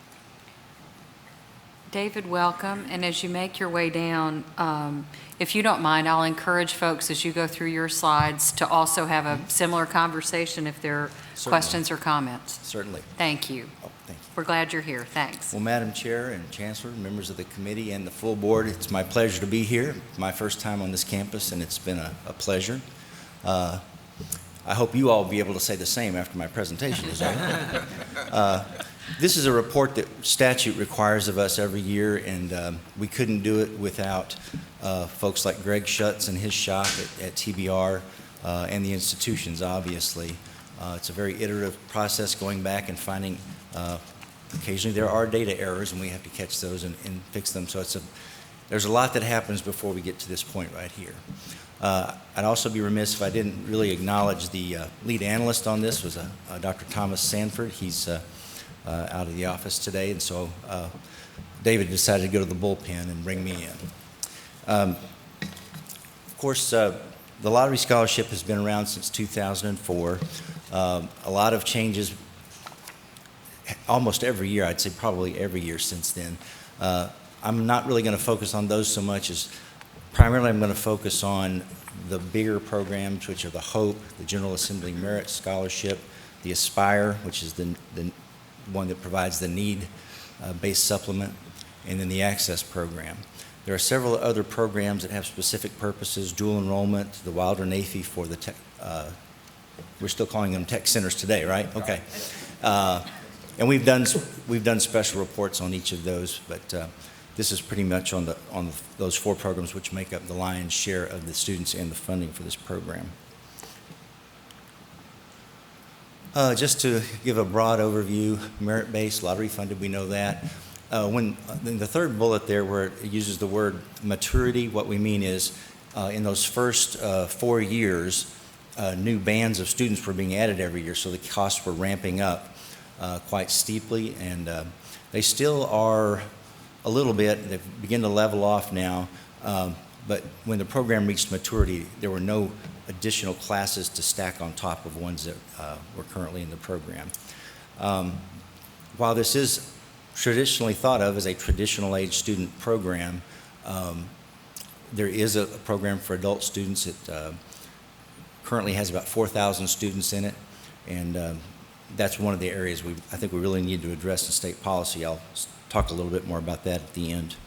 One very needed and helpful addition that was made to the program in 2012 was the use of lottery scholarships for summer terms, and we certainly thank the legislature for enacting that. Can I ask you on that point? Yes, sir. Mm-hmm. Do you have enough data yet to get a feel for the impact that everybody was hoping, which was to have more students completing in that 4-year degree by giving the summer term and lottery scholarship? Yeah. Is it really starting to show that I think it's too new to see how that's worked its way through the system.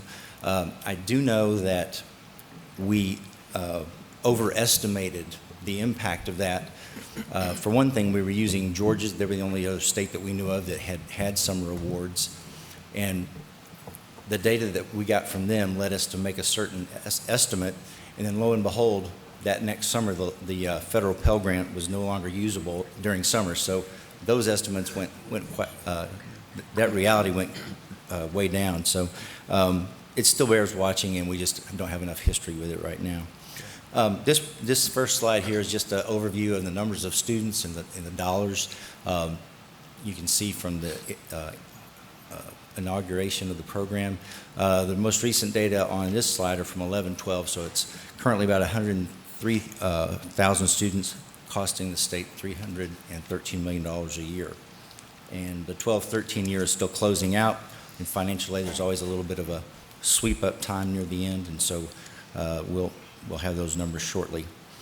This is one that I think everyone should understand, and that is the lottery scholarship program in recent years has it's sort of been a tightrope walk to see if we were going to have enough, if annual expenditures were going to outpace annual revenues. And we would have done that more than we have if not for the fact that the rather large reserve that we have. David, could you get me some water? I'm sorry, I take a medication, I get really cotton mouthed. Okay, here we go. Oh, we got it. I don't want to drink after Kay. But that large reserve generates. All right, I apologize. That large reserve generates enough interest so that it's kind of kept us in the black here in the last few years. The legislature, it seems like everybody has an interest in this program, and they have the idea that is the silver bullet that will make this program perfect. And so there's always kind of this tension between the desire to implement new things and the fact that we do have to operate without going into the red every year. We do have a large, a large reserve, and that is a ongoing battle every year. There are some that want to spend that down and others that want to keep it there in order to generate interest and to someday perhaps be able to respond to circumstances that would require us to have a large reserve. You can see that it's grew quite rapidly in the early years of the program, and then between 2007, 8, and 8 and 9, there was this mysterious drop that I can only imagine was caused by a brilliant idea that somebody had. The Energy Efficient Schools Initiative, which was passed when Chancellor Morgan was in a different role, caused some of that money to be transferred into that program. And so we've run about a $370 million or so reserve ever since. And you'll notice in that sort of, I would call it lavender at the very bottom there, that is the required general shortfall reserve. Up until last year, we had to have $50 million in reserve. Of course, we've never had a problem meeting that, but this past year, that was increased to $100 million. And I should note that this reserve spends off something like $13–14 million a year, and we count on that for operating revenue, and some of that money goes toward assisting the Tennessee Student Assistance Award, which is a need-based grant. I think we're the only state to do something like that, have the merit program assisting the need-based program. Now, one of the issues with all this growth in terms of growth in numbers of students and dollars is back in the early days of the program, the scholarships amounts per year were only $1,500 at a community college and $3,000 at a university.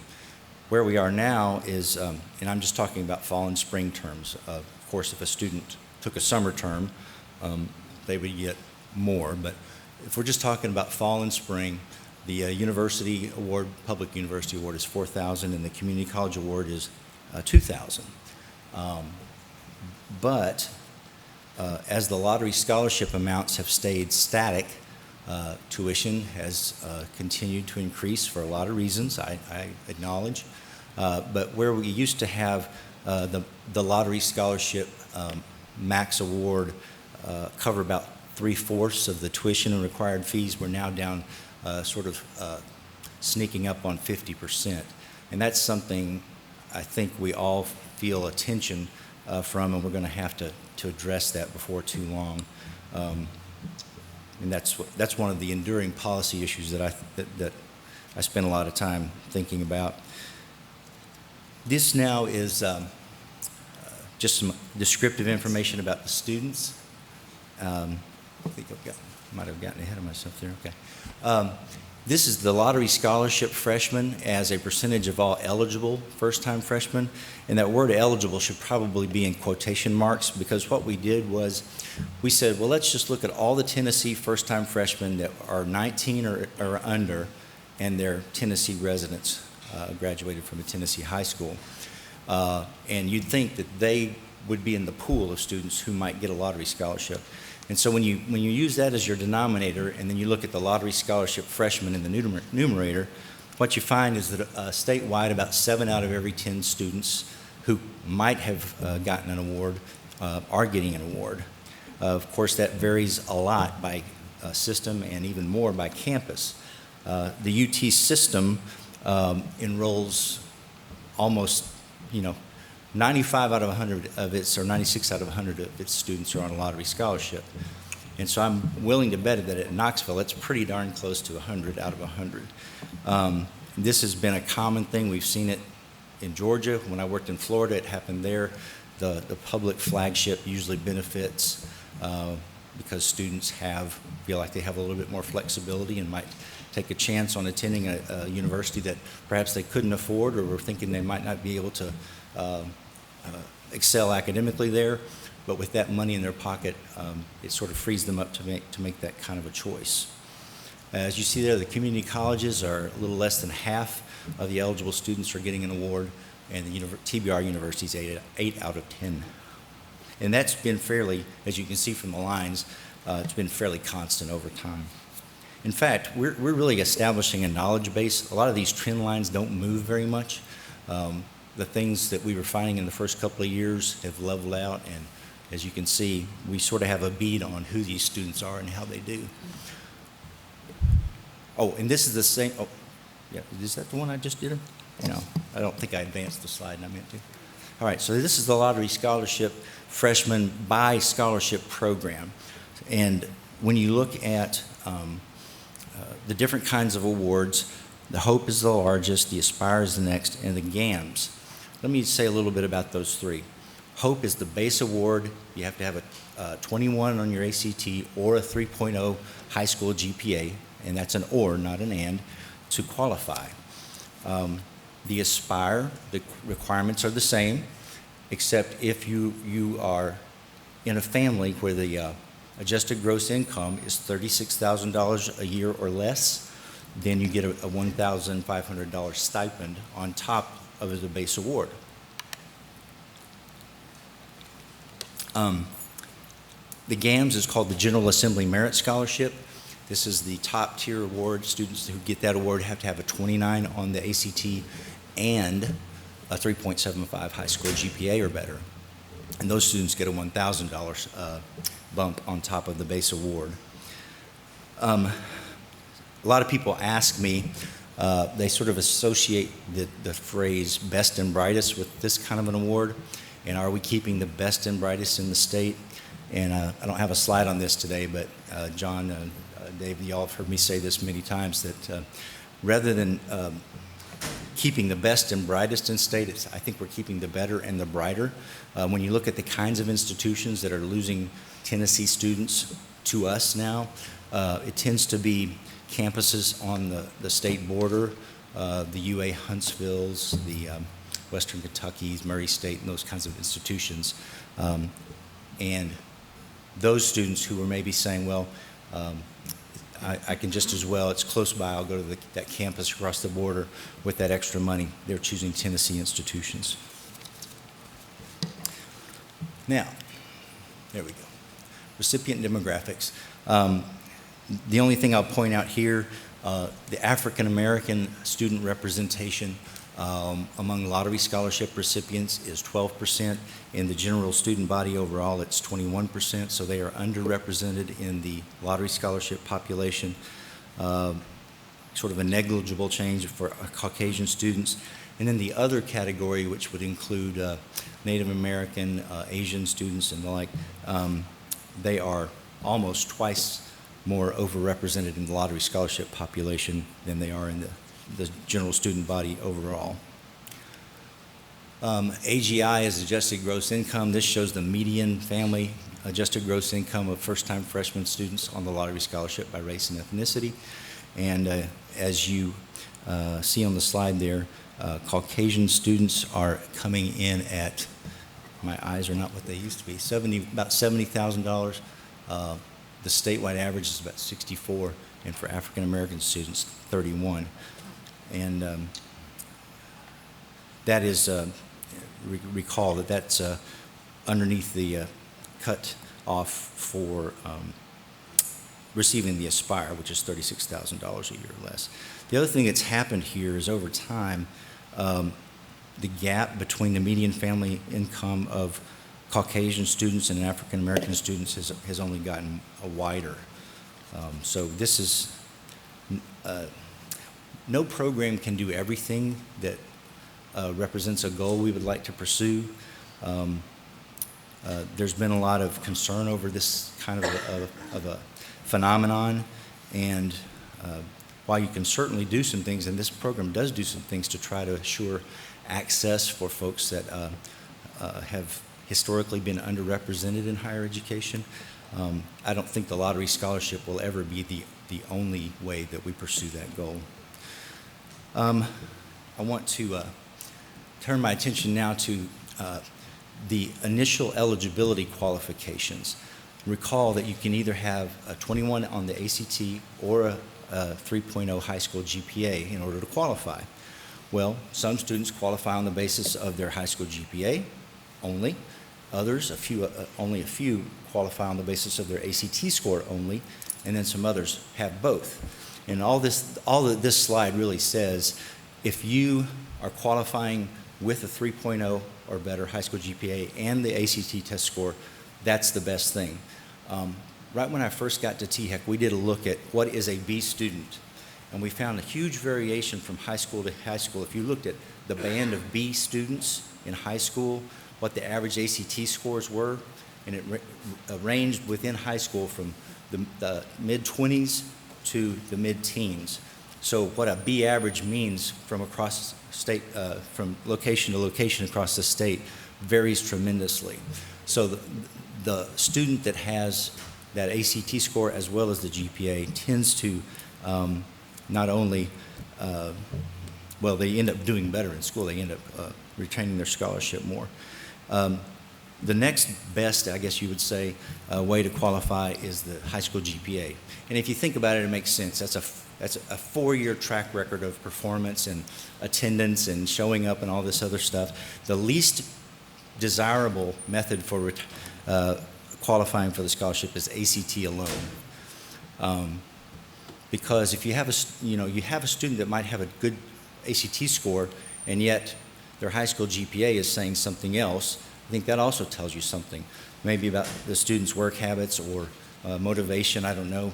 And in a second here, when we get into the renewal rates, you will see that those who qualify on the basis of ACT alone are the least likely to retain and move on in higher education. Pick up the pace here. This is just a generic profile of who the lottery scholarship first-time freshmen are. You see their GPAs are better than most. One thing I always caution students, and if ever I'm asked to talk at a high school about the scholarship, we did some research a few years back that showed, of course it varies by student, but if I could make a general statement, we typically find that students who come into college with let's say a 3.5 GPA, that first year in college, on average, they're more like 3.1, 3.2. So there's almost a half a letter grade drop from high school to college.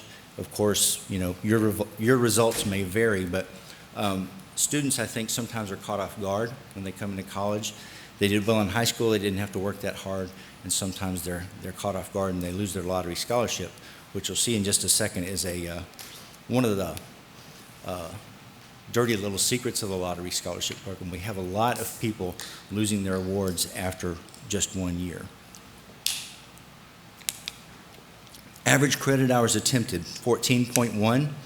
That means a lot of students are taking more than 12 hours. It also means a lot of students are taking just 12 hours. There's nothing wrong with that, but within the context of the Drive for 55 and the increased emphasis on productivity, I know that that's going to be an area of public debate and tension as we move forward. In fact, I think UT Knoxville charges for 15 hours now, and if you only want to take 12, then you just paid them for 3 hours you didn't take. So my son went to orientation there a couple weeks ago. He's taking 15. I went with him to make sure he did that. The last two rows there are, to me, pretty remarkable. I mean, obviously this is a merit scholarship. The criteria are not onerous. A 21 ACT is about the average ACT score in the nation and about the average ACT score in Tennessee. But for students who are on this program, I think a lot of folks think of this as a scholarship for kids that were already going to college anyway, but almost half of the students that came in as freshmen last fall were either Pell eligible or first generation in college students. So that is something I think you might want to stick in your hip pocket, that this scholarship, obviously it serves a lot of other students as well, but almost half of them are students that have never had somebody go to college from their family, and I think that's significant. I'm going to try to make up some lost time here. The renewal information is fairly well stable now. This is, you've heard about that old quote about there's two things you don't want to see being made. One is sausage, the other is law. Well, this is a case of perhaps some sausage being made. I was new to the state when this happened.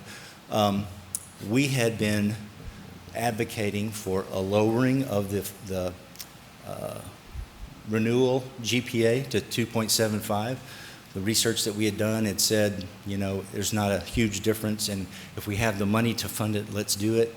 Well, the legislature had money to fund it for a up to 48 hours, and then this happens. So once the student hits the 24-hour checkpoint, they have to have a 2.75 to renew. Once they hit the 48, same thing. Once they hit 72 hours accumulated, then it rises to 3.0 throughout the rest of their college career, except this. Students may renew if they have a 2.75 to a 2.9999 GPA, so long as, I'm already getting confused, so long as they have a 3.0 term GPA the prior semester to that. So go to a college night and say that to a room full of kids and see how many of them understand you. It's actually, I mean, I've sort of gotten used to it, but it's not ideal in terms of transparent public policy. Renewal rates overall are about 56%. That has been pretty much the number almost from the very start. You see for the different award levels, they have different academic criteria, and so that's reflected in the renewal rates. The General Assembly merit students, almost all of them keep it. The Access students, I didn't really say much about Access before, but it's an award for students that don't quite make the criteria for Hope, and it allows them to come in for 1 year on something called Access, and then at the end of that time, once they've completed 24 credits, they have to meet those renewal criteria, and then they can either bump into up to the Hope program or they're out. So the Access program does not have very good retention rates. Aspire and Hope, the two criteria academically are just the same. One is for lower income students, and so you see that showing up in the renewal rates. We could sit here and conjecture about that. I think it probably has something to do about maybe the way the Aspire students are distributed versus the Hope. And I also think there's something going on behind the academic criteria that students perhaps that come from higher income backgrounds, they have more access to educational opportunities, cultural opportunities, and those kinds of things. That's one we really need to do a statistical study on to see what's causing that. Again, we're looking at first to second year scholarship renewal, only this time by system. And I would say again, the TBR community colleges are largely open access. Your renewal rate is probably going to be related to what kind of academic criteria you require of students to enter your institution. And I think this is just a proxy again for what I said earlier. What we're seeing is that academic achievement in high school plays out through these numbers in terms of renewal. I said this earlier, so I'll just kind of hit it lightly here. The students who qualify on the basis of the ACT alone, so they had a good ACT score, a good enough ACT score, but not the high school GPA, only 22% of those people renew after 1 year. And by the end of 4 years, only 10% of them are still around on the scholarship. So I somehow found my name on NPR when I said to a committee a couple summers ago, I think we should do away with the ACT-only option. And I didn't know they would listen when I would talk, so I shut up after that. This is something I don't think is very surprising to us, but this shows that renewal rates go up as family income goes up.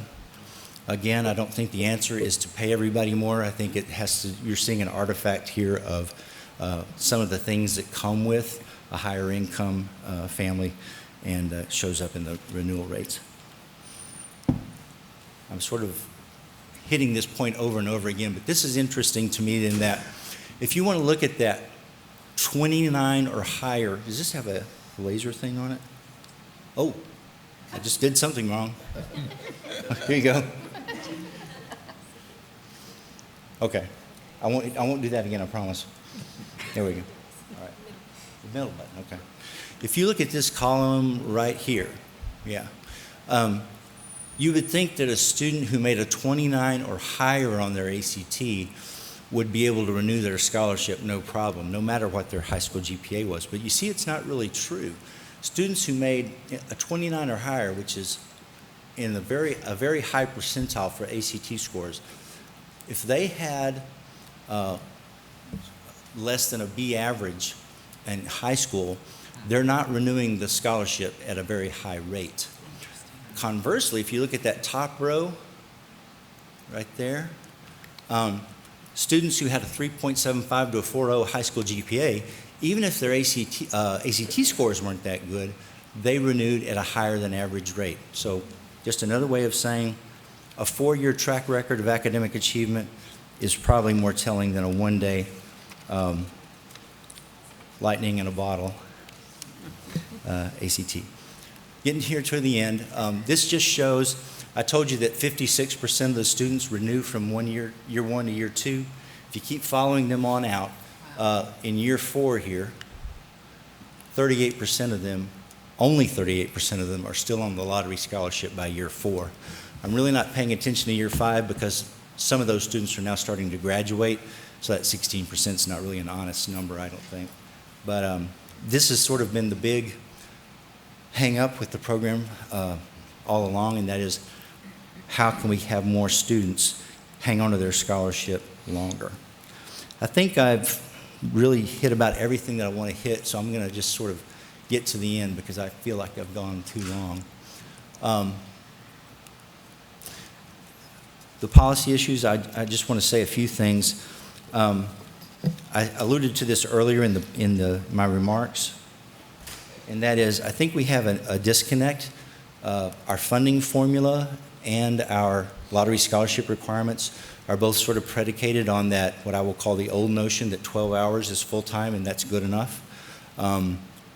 Some students, it's probably prudent that they do that, but we're certainly not going to, students are going to stay in school longer if they take 12 than if they take 15.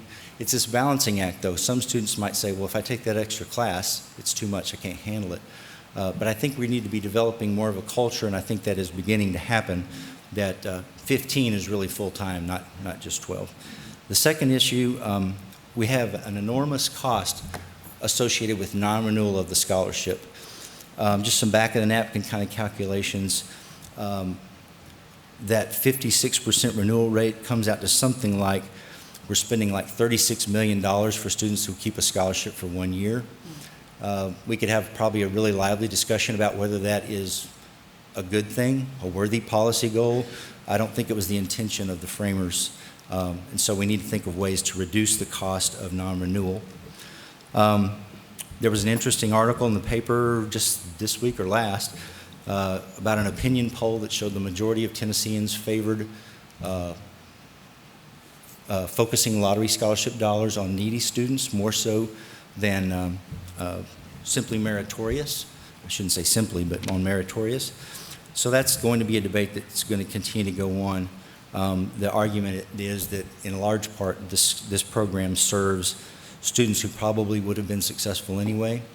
But then again, if you talk to their parents, and now I am one, they're very protective of that extra $4,000 to $6,000 a year that they get from this program. This is one that I sort of fought with myself over whether I should mention it, but I really think I need to. And it has to do with the way we verify that students are eligible. The way we verify that students are eligible is we take the counselor's word for it. And on that basis, the Student Assistance Corporation pays the school for the student. And I was just thinking about this whole new, not new anymore, but this completion agenda. Whenever I go out of state or outside my office and talk about it, people are saying, well, aren't you cheapening the degree? Isn't there going to be a lot of pressure on faculty members to curve students' grades up so that they can be successful and the college gets money for that? And in the context of this counselor verification, I could see that happening too, where a counselor verifies that a student or indicates that a student is eligible. I'm not saying that's widespread. I'm just saying it's a possibility. And since we're undergoing an audit right now, it kind of gave me some pause. It's something I think we should look at. The only other state with which I have experience on this is Florida, and we did not look at a high school transcript. We got a data file with all the grades and the courses, and we calculated it for the lottery scholarship purpose so that it was a dispassionate third party that was making that decision, not a teacher or a counselor that had spent the last 4 years of their lives with this student and really wants them to go on and succeed. So that's not all the policy issues, but those are a few for us to think about. I'd be happy to answer any questions that you all may have. Well done. That was a very comprehensive overview and showed us both our successes and our challenges, certainly as this program almost hits a 10-year anniversary. Questions, comments? Thank you very much. Well done. Thank you for joining us. Mr. Gregory, anything else from your end? No. Thank you for the job that you guys do with our state legislature. Much appreciated. Unless anyone else has any other items before the committee, those two informational reports conclude our business today. We stand adjourned. Thank you. Thank you. Next committee report, committee to meet is the Committee on Tennessee Technology Centers. Those members are Regent Danny Varlin as chair, Regent Steve Copeland, Regent Tom Griscom, Regent Kisber, Regent Fran Markham, Regent Paul Montgomery, and Regent Bob Raines.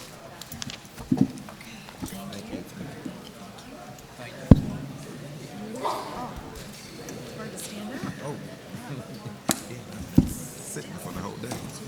I know,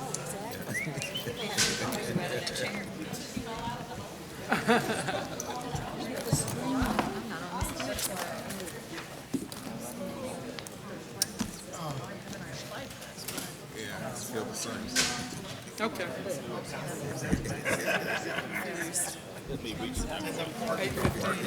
Okay.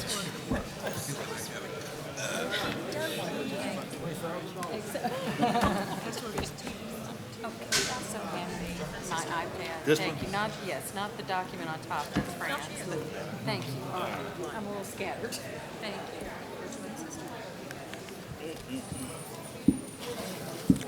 No. No. That's fine.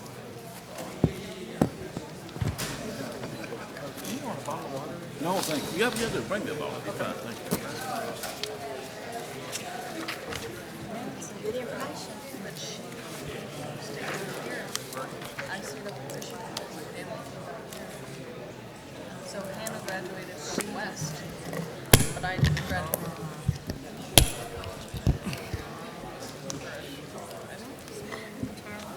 That's good. More technology.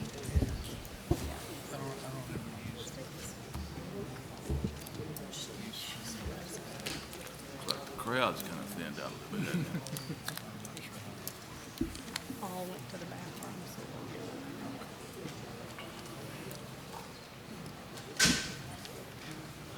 Good.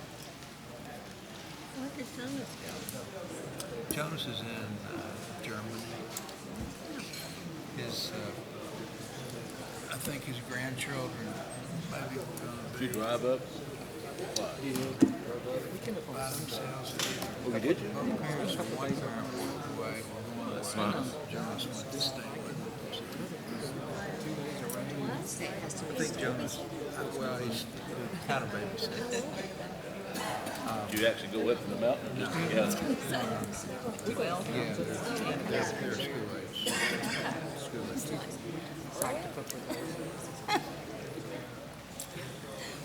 Still change a diaper up there. yeah, I'm just not worried about that. Granddaddy goes to bed. That's what the fun is. Yeah. I don't have a week my age. I can't stay.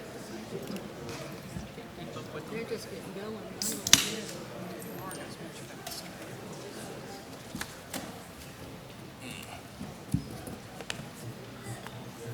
Come on, Paul.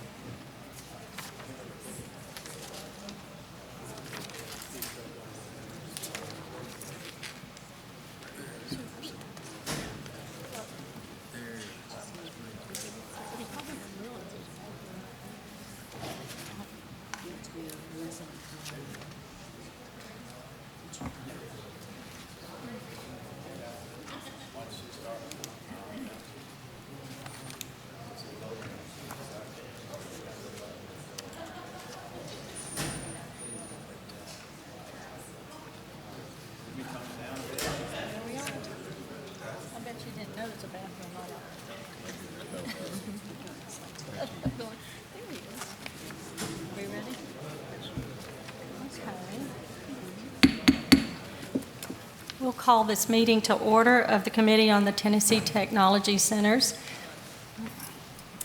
First item on our agenda is Chancellor King is going to introduce a very special guest for a presentation.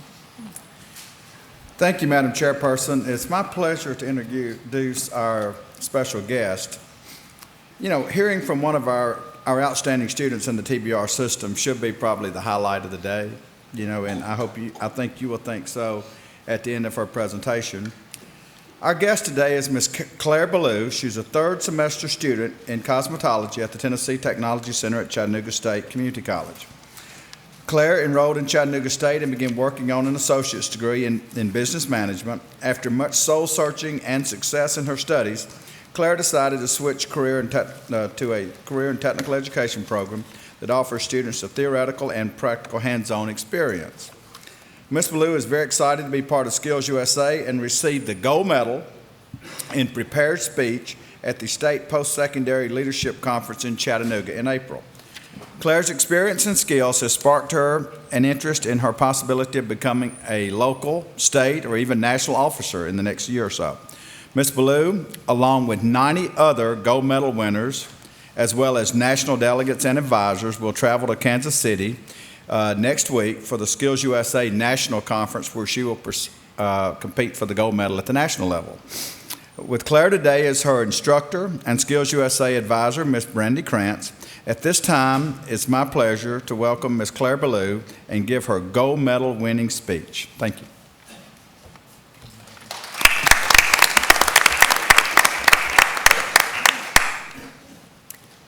Go to school, get an education, get a degree, and get a great job. That was the mantra that I had been repeating to myself for as long as I can remember. And in turn, society had been echoing that same mantra back to me, instilling the belief that a college degree would be my one true ticket to success. Growing up, I had a passion for creating.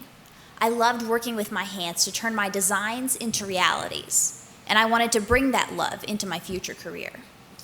I also knew that I wanted to be self-employed, so when it came time for me to choose what I wanted to study in college, I settled on business with a concentration in entrepreneurship.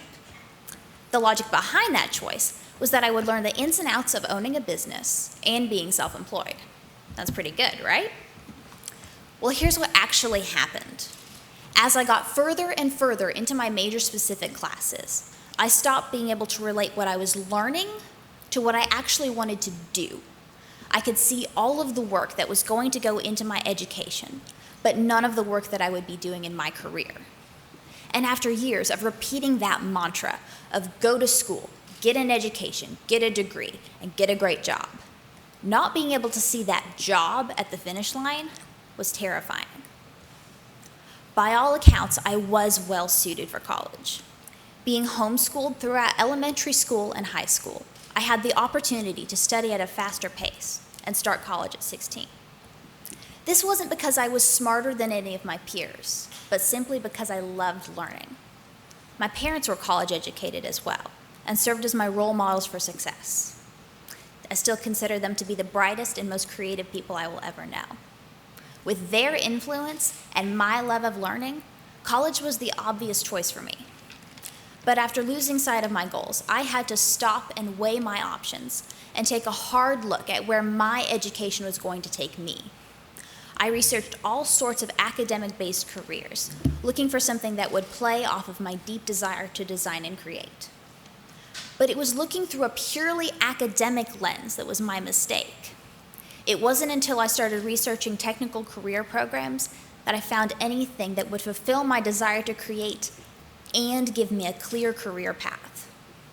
Today, not even 6 months away from graduating from the cosmetology program, I can't believe how long it took me to find a course of study that really worked for me, all because I had initially overlooked studying a technical skill in favor of academic study.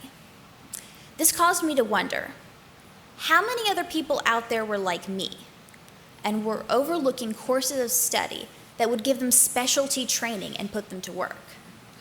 Beyond that, why were these opportunities being overlooked in the first place?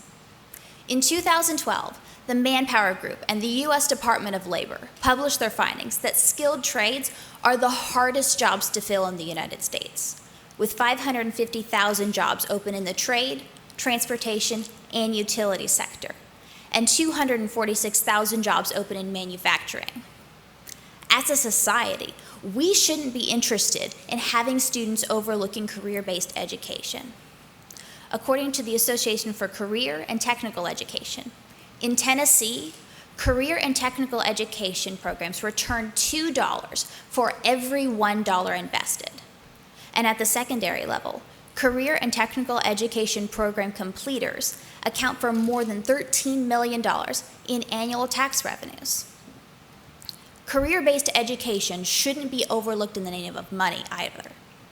According to the Harvard Graduate School for Education, 27% of people with less than an associate's degree, including those with licenses and certificates, earn more than the average bachelor's degree recipient. With this information about the economy and potential earnings in mind, there's no reason why there should be any deficit in our nation's skilled workforce. Clearly, there is something keeping people away from career-based education. I think that the culprit is that mantra I was mentioning earlier. The one that tells us to go to school, get an education, and get a degree, and that will be our ticket to success. That mentality, where academic achievement is prized over skilled professionalism, is playing a hand at keeping students out of career-based education programs. So, what can we do to combat the lack of skilled people in our nation's workforce? First, we need to redefine what it means to get an education. By teaching our students about career-based education programs and academic degree programs before they even enter high school, our students will have more options when deciding what, where, and how they want to learn in the future. Next, we need to highlight the importance of having an education that works. And by that, I mean having either academic or technical training that will be used in a professional career. Skills USA is already very much on board with that line of thinking. In their leadership handbook, Skills USA lists help students establish realistic career goals and assists students in establishing a purposeful life in its list of purposes as defined by its members. Finally, we need to change that mantra. I propose taking the word degree out and replacing it with the phrase study a profession. By taking the word degree out, we will let more opportunities for non-academic education and training in. As you leave here today, I want you to repeat the new mantra to yourself. Go to school, get an education, study a profession, and get a great job. And I want you to hold on to it and believe in it, because that will be our nation's one true ticket to success. Thank you.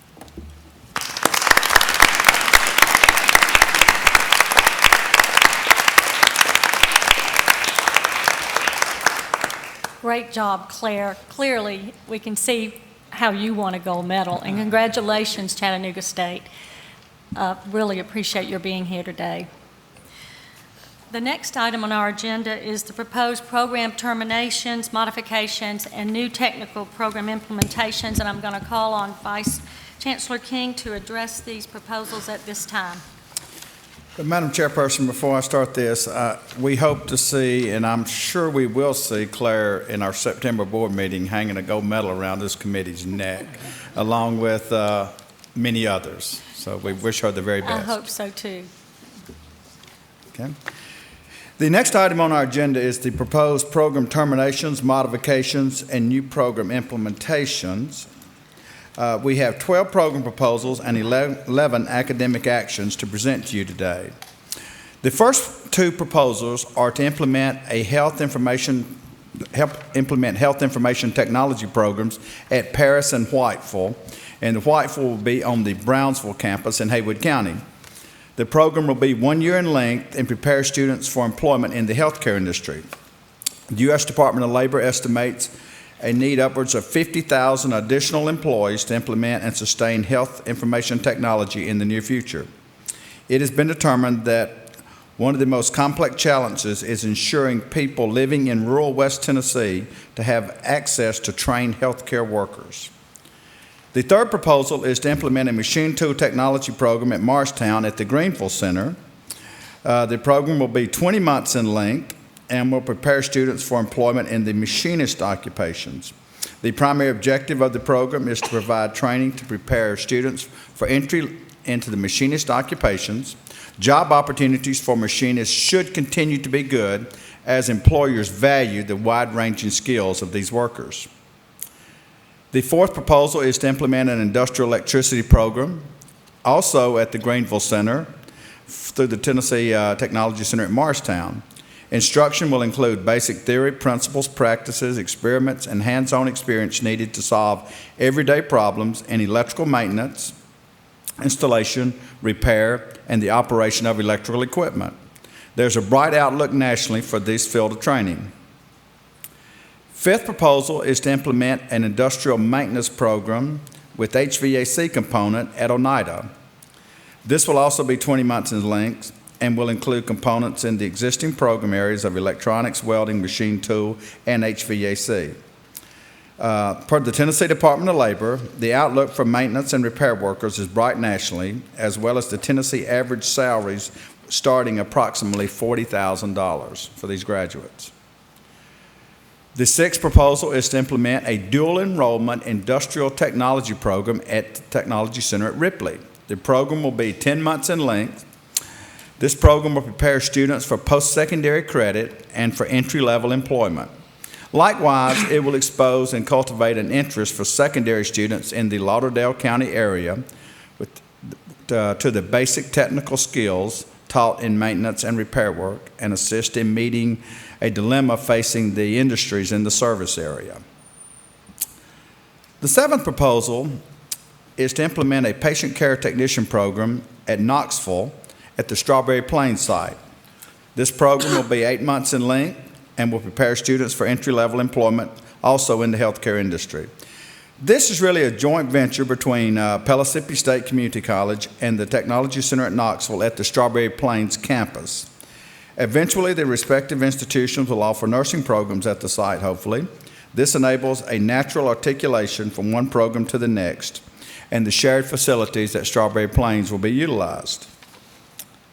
The eighth proposal is to implement an industrial maintenance program also at the Strawberry Plains site. The program will be 20 months in length and include components of the existing program areas of electronics, welding, machining, and HVAC. Students will receive training in all areas required to work as an industrial maintenance technician. This will also be that joint venture between Pellissippi and the Technology Center at the Strawberry Plains site. The ninth proposal is to implement a dual enrollment program in automotive technology at Hartsville at the Tri-County Vocational Center. This program will enroll 11th and 12th grade high school students and adults on as space permits. There are many employers in the area, as well as a strong secondary program in the county school system that will feed this post-secondary level program. The program will be 1 year in length. Growth plus replacement needs for the automotive technicians showed over 2,000 openings in Tennessee for auto installation, maintenance, and repair technicians. The 10th proposal is to implement a graphic design and web development technology program at Murfreesboro. The objective of this program will be to assist students in learning how to create graphics used for e-commerce websites. Students will develop skills needed for entry-level careers in the graphic design industry. The program will be 1,296 hours or 1 year in length. The 11th proposal is to implement a health science program at Pulaski at the Spotlow Vocational Center in Marshall County High School. The program will be in partnership with Marshall County Board of Education. The program will prepare students for post-secondary credit and entry-level employment. Students will be offered the following classes: emergency medical services, medical therapeutics, nursing education, diagnostic medicine, and nursing education. The 12th proposal is to modify the practical nursing program at McMinnville. by adding an online hybrid program. At this time, this is sort of new and unique, and I would like to ask, Madam Chairman, if you wouldn't mind, Dr. Carol Pereira to come forward and discuss this new and exciting venture. Thank you, Vice Chancellor. Well, technology is changing. I don't know if you had the opportunity to go on the tour today or not, but it was wonderful to see how education and technology are marrying each other to make for some exciting classroom activities. And I can assure you that the classrooms that I visited today were much different from the classrooms that I attended at MTSU. At the time, I thought they were pretty cool. So anyway, but McMinnville is taking the lead in using technology to offer a high-demand and a high-need program in this state online. And we'll also be able to help students access a program that, unless in past experiences they were willing to give up 6 days a week for 12 months, they were not able to participate, or 16 months for a part-time program. So this is a great opportunity. McMinnville proposed and received approval from the State Board of Nursing to pilot the first online practical nursing program in Tennessee. The program will offer the exact same curriculum as the on-ground program, with the exception that the online program, 49% of the hours will be online. A large portion of the following classes will be offered online to the students: nutrition, fundamentals, administrations of medication, OB, and pediatrics. The hybrid option will allow the institution to serve more students in a high-demand program area. This format will also allow those students who can't attend every single day an opportunity to enter the healthcare field. Now, the clinicals and checkoffs, don't worry, will still be done on ground with supervision. The rigor will stay the same. We're not going to shortchange anyone. I don't know about you, but I want good qualified nurses more every day, I think. But the classroom work and clinical experience that the students will receive in this hybrid program will complete all the necessary requirements for the eligibility to take the state board examination for practical nursing. So again, rigor stays the same, just the delivery will differ.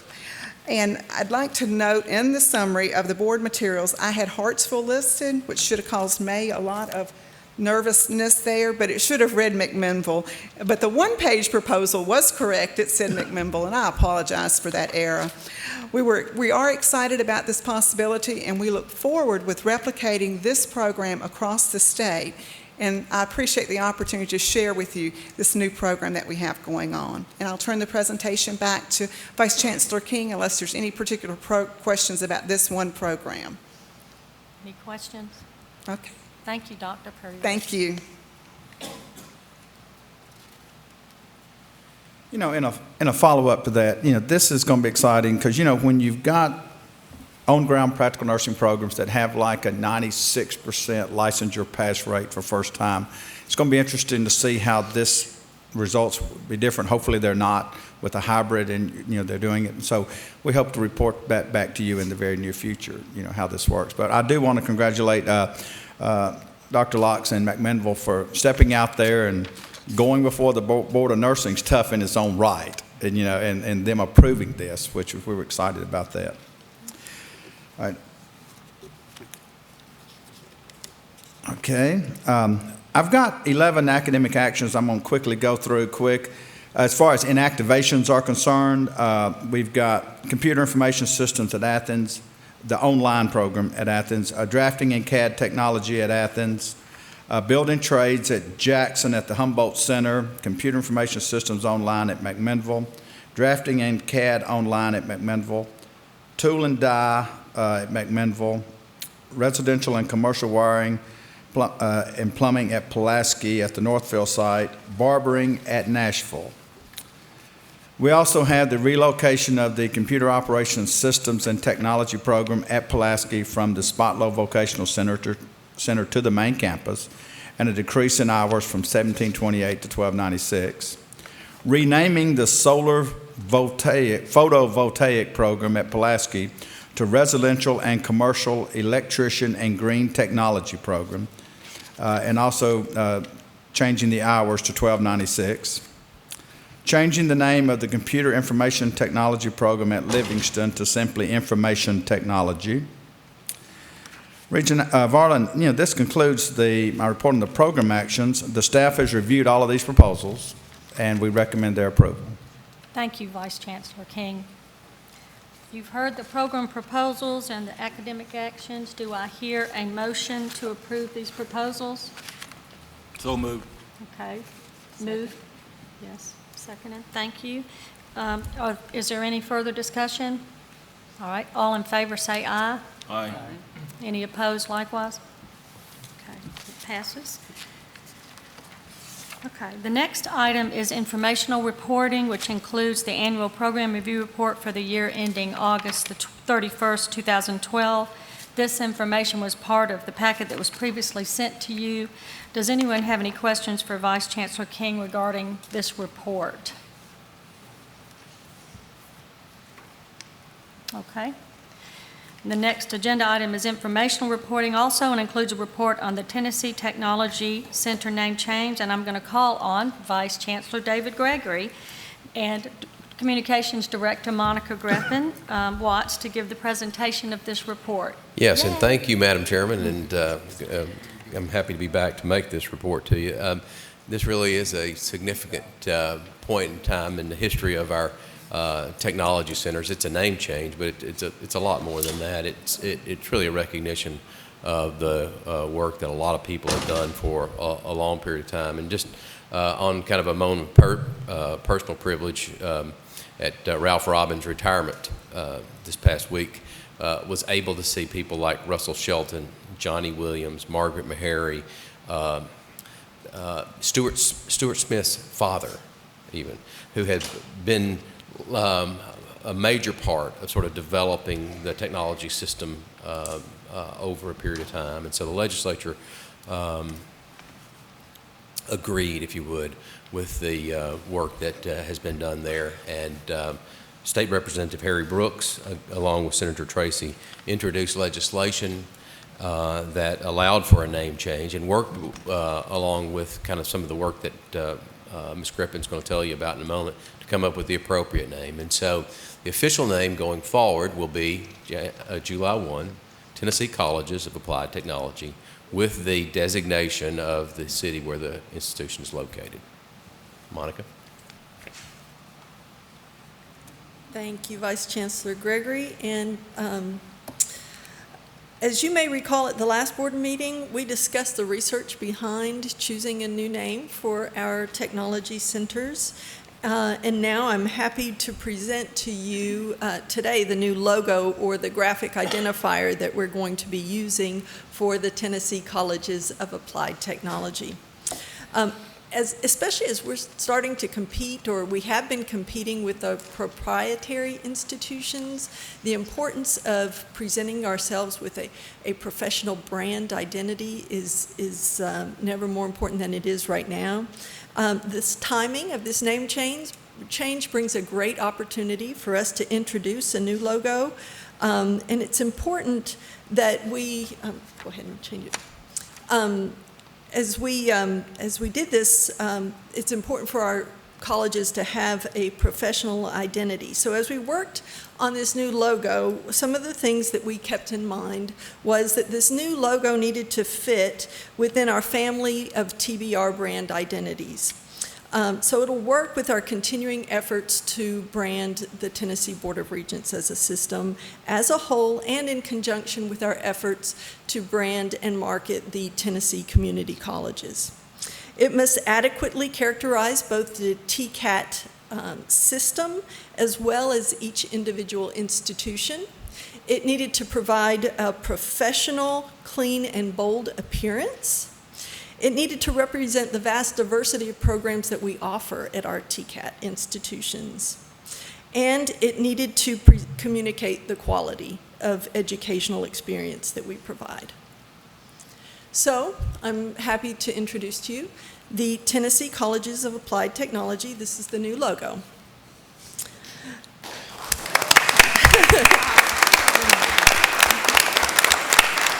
As you'll see, this logo is the system level logo. It includes a plural for Tennessee Colleges of Applied Technology and does not include a location identifier. This is the logo that we'll be using for the central office. Okay. Next is the campus logo and word mark. We've just chosen Knoxville to use as an example here, but you'll see the word college is singular now, and we've added the location identifier. And this will be different, of course, for each campus that we have. Okay.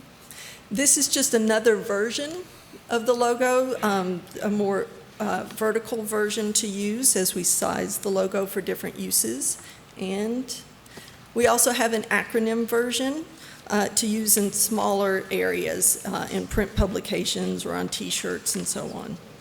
Now, one of the things that we talked about was how to refer to the Tennessee Colleges of Applied Technology in an abbreviated version, because as you know, it's quite a mouthful to say the full name. So we've agreed that TCAT would be the version that we use, and this acronym represents that. Our colleges also know that they have to be careful when referring to themselves because of licensing, trademark issues that other institutions hold if you say a college at Knoxville or any confusion with any of our community colleges. So TCAT is the version that we decided to use. So our launch date will be July 1, and we have soft launch there because we will not go through the process of getting rid of everything that refers to the Tennessee Technology Centers immediately.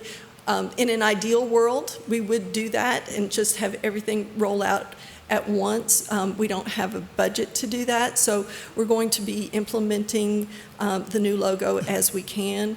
The new logo and style guide will be available to the institutions on July 1.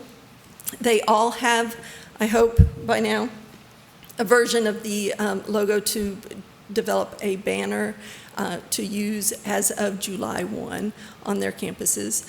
But we'll be implementing new signs, new publications, and collaterals.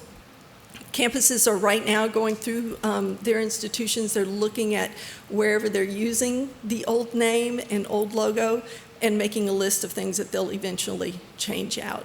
But one of the things we're doing is we're working with a design firm to develop a professional looking set of materials for all of the institutions to use that will be the same for all institutions. For example, new letterhead options for them, new diplomas, new student ID designs, new handbook templates for them to use that will be the same at each institution that will also feature the new logo. We're also in the process, as we begin using the new logo, we'll be registering the trademark and replacing signage on the campuses. And on July 1, we do plan on implementing or using the new logo on each of our institutions' websites, and we're in the process of applying for new URLs for those websites to use, hopefully by July 1 as well. With that, I'll entertain any questions or. I have a question about road signage that I guess is provided by the state of Tennessee. What is the thought about that? The road signage, I think that was a question that came up within the legislature. Is Vice Chancellor Gregory still here? I think he must have taken off. I can answer that if you'd like. To avoid having a significant fiscal note on the bill, we agreed that TDOT did not have to replace the road signs immediately, but would replace them as in their course of routine maintenance of those signs. Okay. So over time, those signs will be replaced with the new name. Okay. So Monica, when you look at the line underneath Tennessee Board of Regents now, it says the State University and Community College System of Tennessee. Have you all looked at that so that it too will now be consistent with this change for the technology centers? We haven't talked about that. I think that might be a statute issue that we have to change the name of the system in order to do that. But it's certainly worth it's worth thinking through kind of how we want to migrate.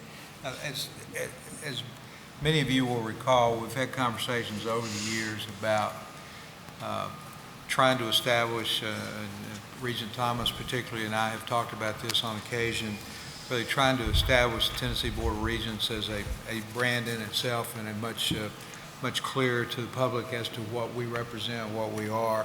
I think this does give us an opportunity to begin to think about how we might approach that in order to create a brand that encompasses the full range of activities that we pursue. So that's a good point, Regent Driscoll. Yes, thank you. And we are taking all of that into consideration as we're planning each of these logos for our new systems, the community college system and now the TCAT system. Well, I raised it because from the line of work that I've been in for my career, consistency, the same one you're in, is very, very important. So as we make this change, I'm glad to hear there's at least some thinking about how to make sure that how we sign ourselves off is consistent now with the fact that we've made this shift as well. Yes. Thank you. Any other questions? Thank you so much, Ms. Greppin-Watts. Thank you. The next item on the agenda is the approval of the recommendation for the director of the Tennessee Technology Center at Livingston, and I'm going to call on Chancellor Morgan for the presentation of that recommendation. Thank you, Madam Chair. As you know, and as we have discussed a bit today, and we'll discuss a bit more tomorrow, I suspect, Ralph Robbins, who has been a longtime director of the TTC at Livingston, announced his intent to retire, and therefore a search was opened in January of 2013 to find a new director.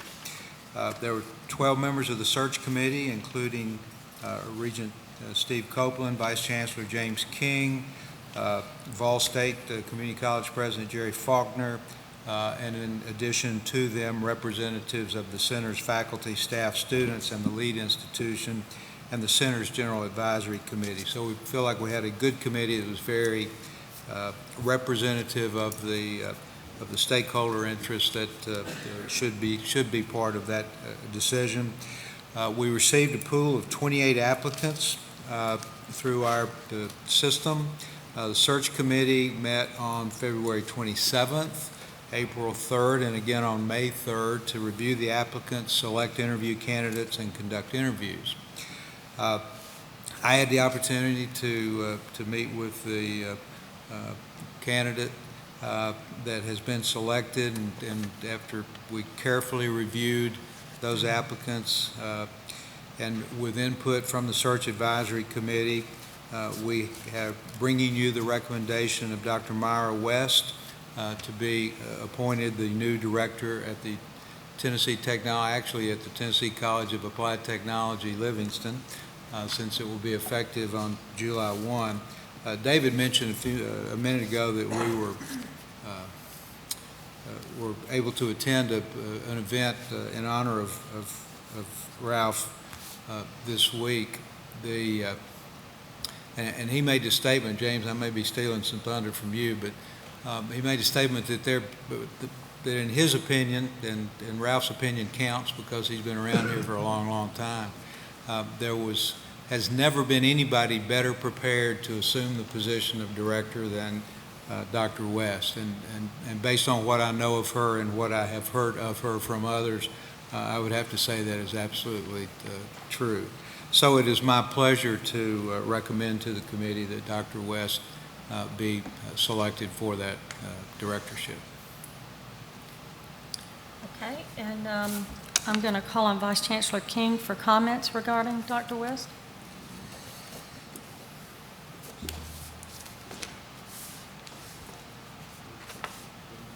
Okay. You know, you're right, Chancellor, that, as we look around the system, that Dr. West is truly immensely qualified, and you'll hear that, and I hope Regent Copeland gets a chance to share some of his information as well. But, Dr. West has a Bachelor of Science in Business Administration, a Master's of Art in Education, and Educational Specialist degree in Instructional Leadership from Tennessee Tech University, and a Doctorate of Education in Administration from Tennessee State University. She has over 25 years of service just with the TTC Livingston, starting out as a Business Systems Technology instructor, a position she held from 88 to 92. She served as Student Service Coordinator from 92 to 98, and also served as assistant director the last 14 years. She served as interim director at the TTC Hartsville during the time. And you know, and another thing, there's been numerous positions over the last several years that Myra could have assumed the directorship of.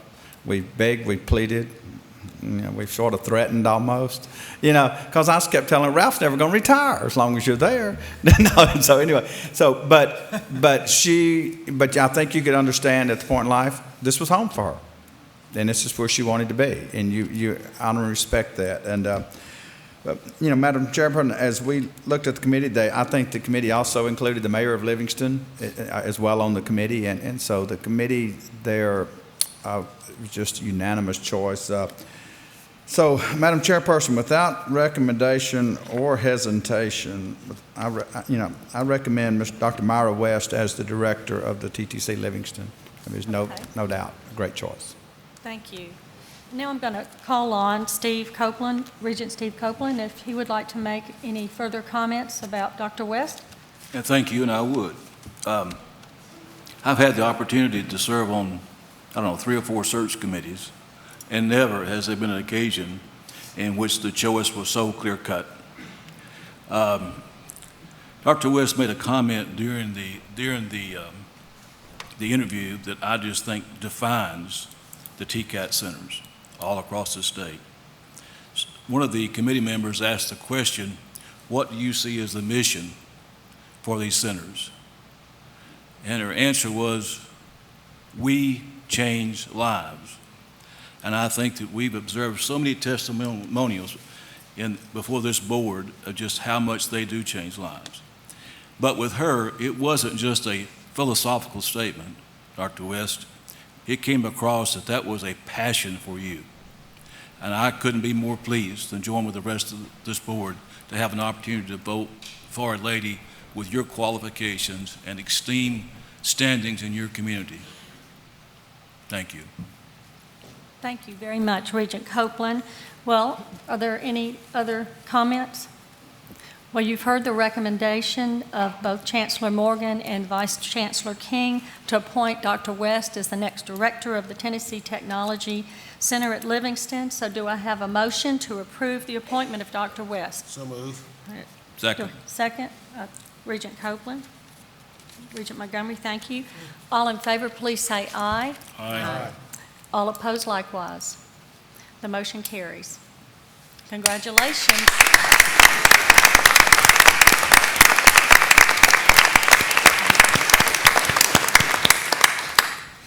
Well, this concludes the report, and I guess the final report for the Tennessee Technology Centers, as it is called. So if there's no further business to come before the committee, I move that we adjourn. Thank you, Madam Committee Chair. Let me thank, this brings to the close the committee meetings for today, and I would like to thank Dr. Echols as well as Mrs. Stevers, Mr. Edmonds, and Ms. Curtin for being here with us today, and I would ask if either of you have any comments that you would like to make. Thank you for allowing us to come. All right, you're welcome, and I would invite you, if your schedules will allow, to attend the meetings tomorrow and participate in and be in the audience with us for our full formal board meeting tomorrow morning. As a reminder to my fellow regents, this is our first campus meeting where we are completely, well, I won't say completely for some of our colleagues, but we are principally electronic. So please check there's a TBR app on your iPads, and check your iPads for your materials prior to the meeting tomorrow. If you have any trouble in accessing that information, Sanja as well as Matthew have told me they will stay up all night and help to make sure that all night part was my modification to help to make sure we can get access to the materials. There will be a presentation tomorrow by President McCamey that will start at 9 a.m. and Sonja put on my list Eastern Standard Time, given the fact that I'm from the west side of the state. She wanted to make sure I knew what time to be here. And our board meeting will officially start at 9:30 following that presentation. For the board members, we will have a photo following the board meeting tomorrow, so don't dash out immediately after it is over. Staff will give us directions as to where we're going to take that photo. And with that, I will turn to Chancellor Morgan or Dr. McCamey for any comments that you might have. Yes, sir. Vice Chair. As you leave campus, leaving this campus is more difficult than getting on this campus. Take a Holiday Inn. Be careful, study your back, because you may turn the wrong way and have to go 3 or 4 miles down the road to work your way back. So White Sands, no matter who you're staying, that's the north Holiday Inn. Thanks to Sonia, we set the hospitality result at 5. She said, you want to finish with the 4 5. I said, in that case, the hospitality result looking for is 4 5. It's at the Holiday Inn on the first floor in the breakfast room. We would encourage you, we're going to have a large bus at the Holiday Inn. We're going to have a small bus at Best Western. Best Western is our place. This will leave at 6:15. Getting back to campus tonight, so you're welcome to ride in. You having this hospitality is really encouraged to build a big bus. We're going to start there promptly at 6:45. You see the Zach Artificial Library, that's the direction that I'm going. You park the same place you park coming in, and we'll have signs and lead direct you right into there. They'll be similar to what we had here once before. We prepared our culinary arts department. There'll be 5 food courts. You can come in and ask if you look around, see who you want to sit with, have a seat, and starting promptly at 6:45, I'll introduce some of our special guests. Chancellor will have just a couple minutes or a short comment. Then we're going to turn you loose to just keep your chef today. Okay? We'll have some lighter entertainment during the very fair, but no special programs, so it'll be somewhat, we hope, relaxed. And we get you back to the hospitality room, hopefully by 8:15. Okay? For those of you who really are suffering for some poor liquid there. Okay? Thank you very much. Thank you. Chancellor, anything? No, sir. All right. Meeting is adjourned.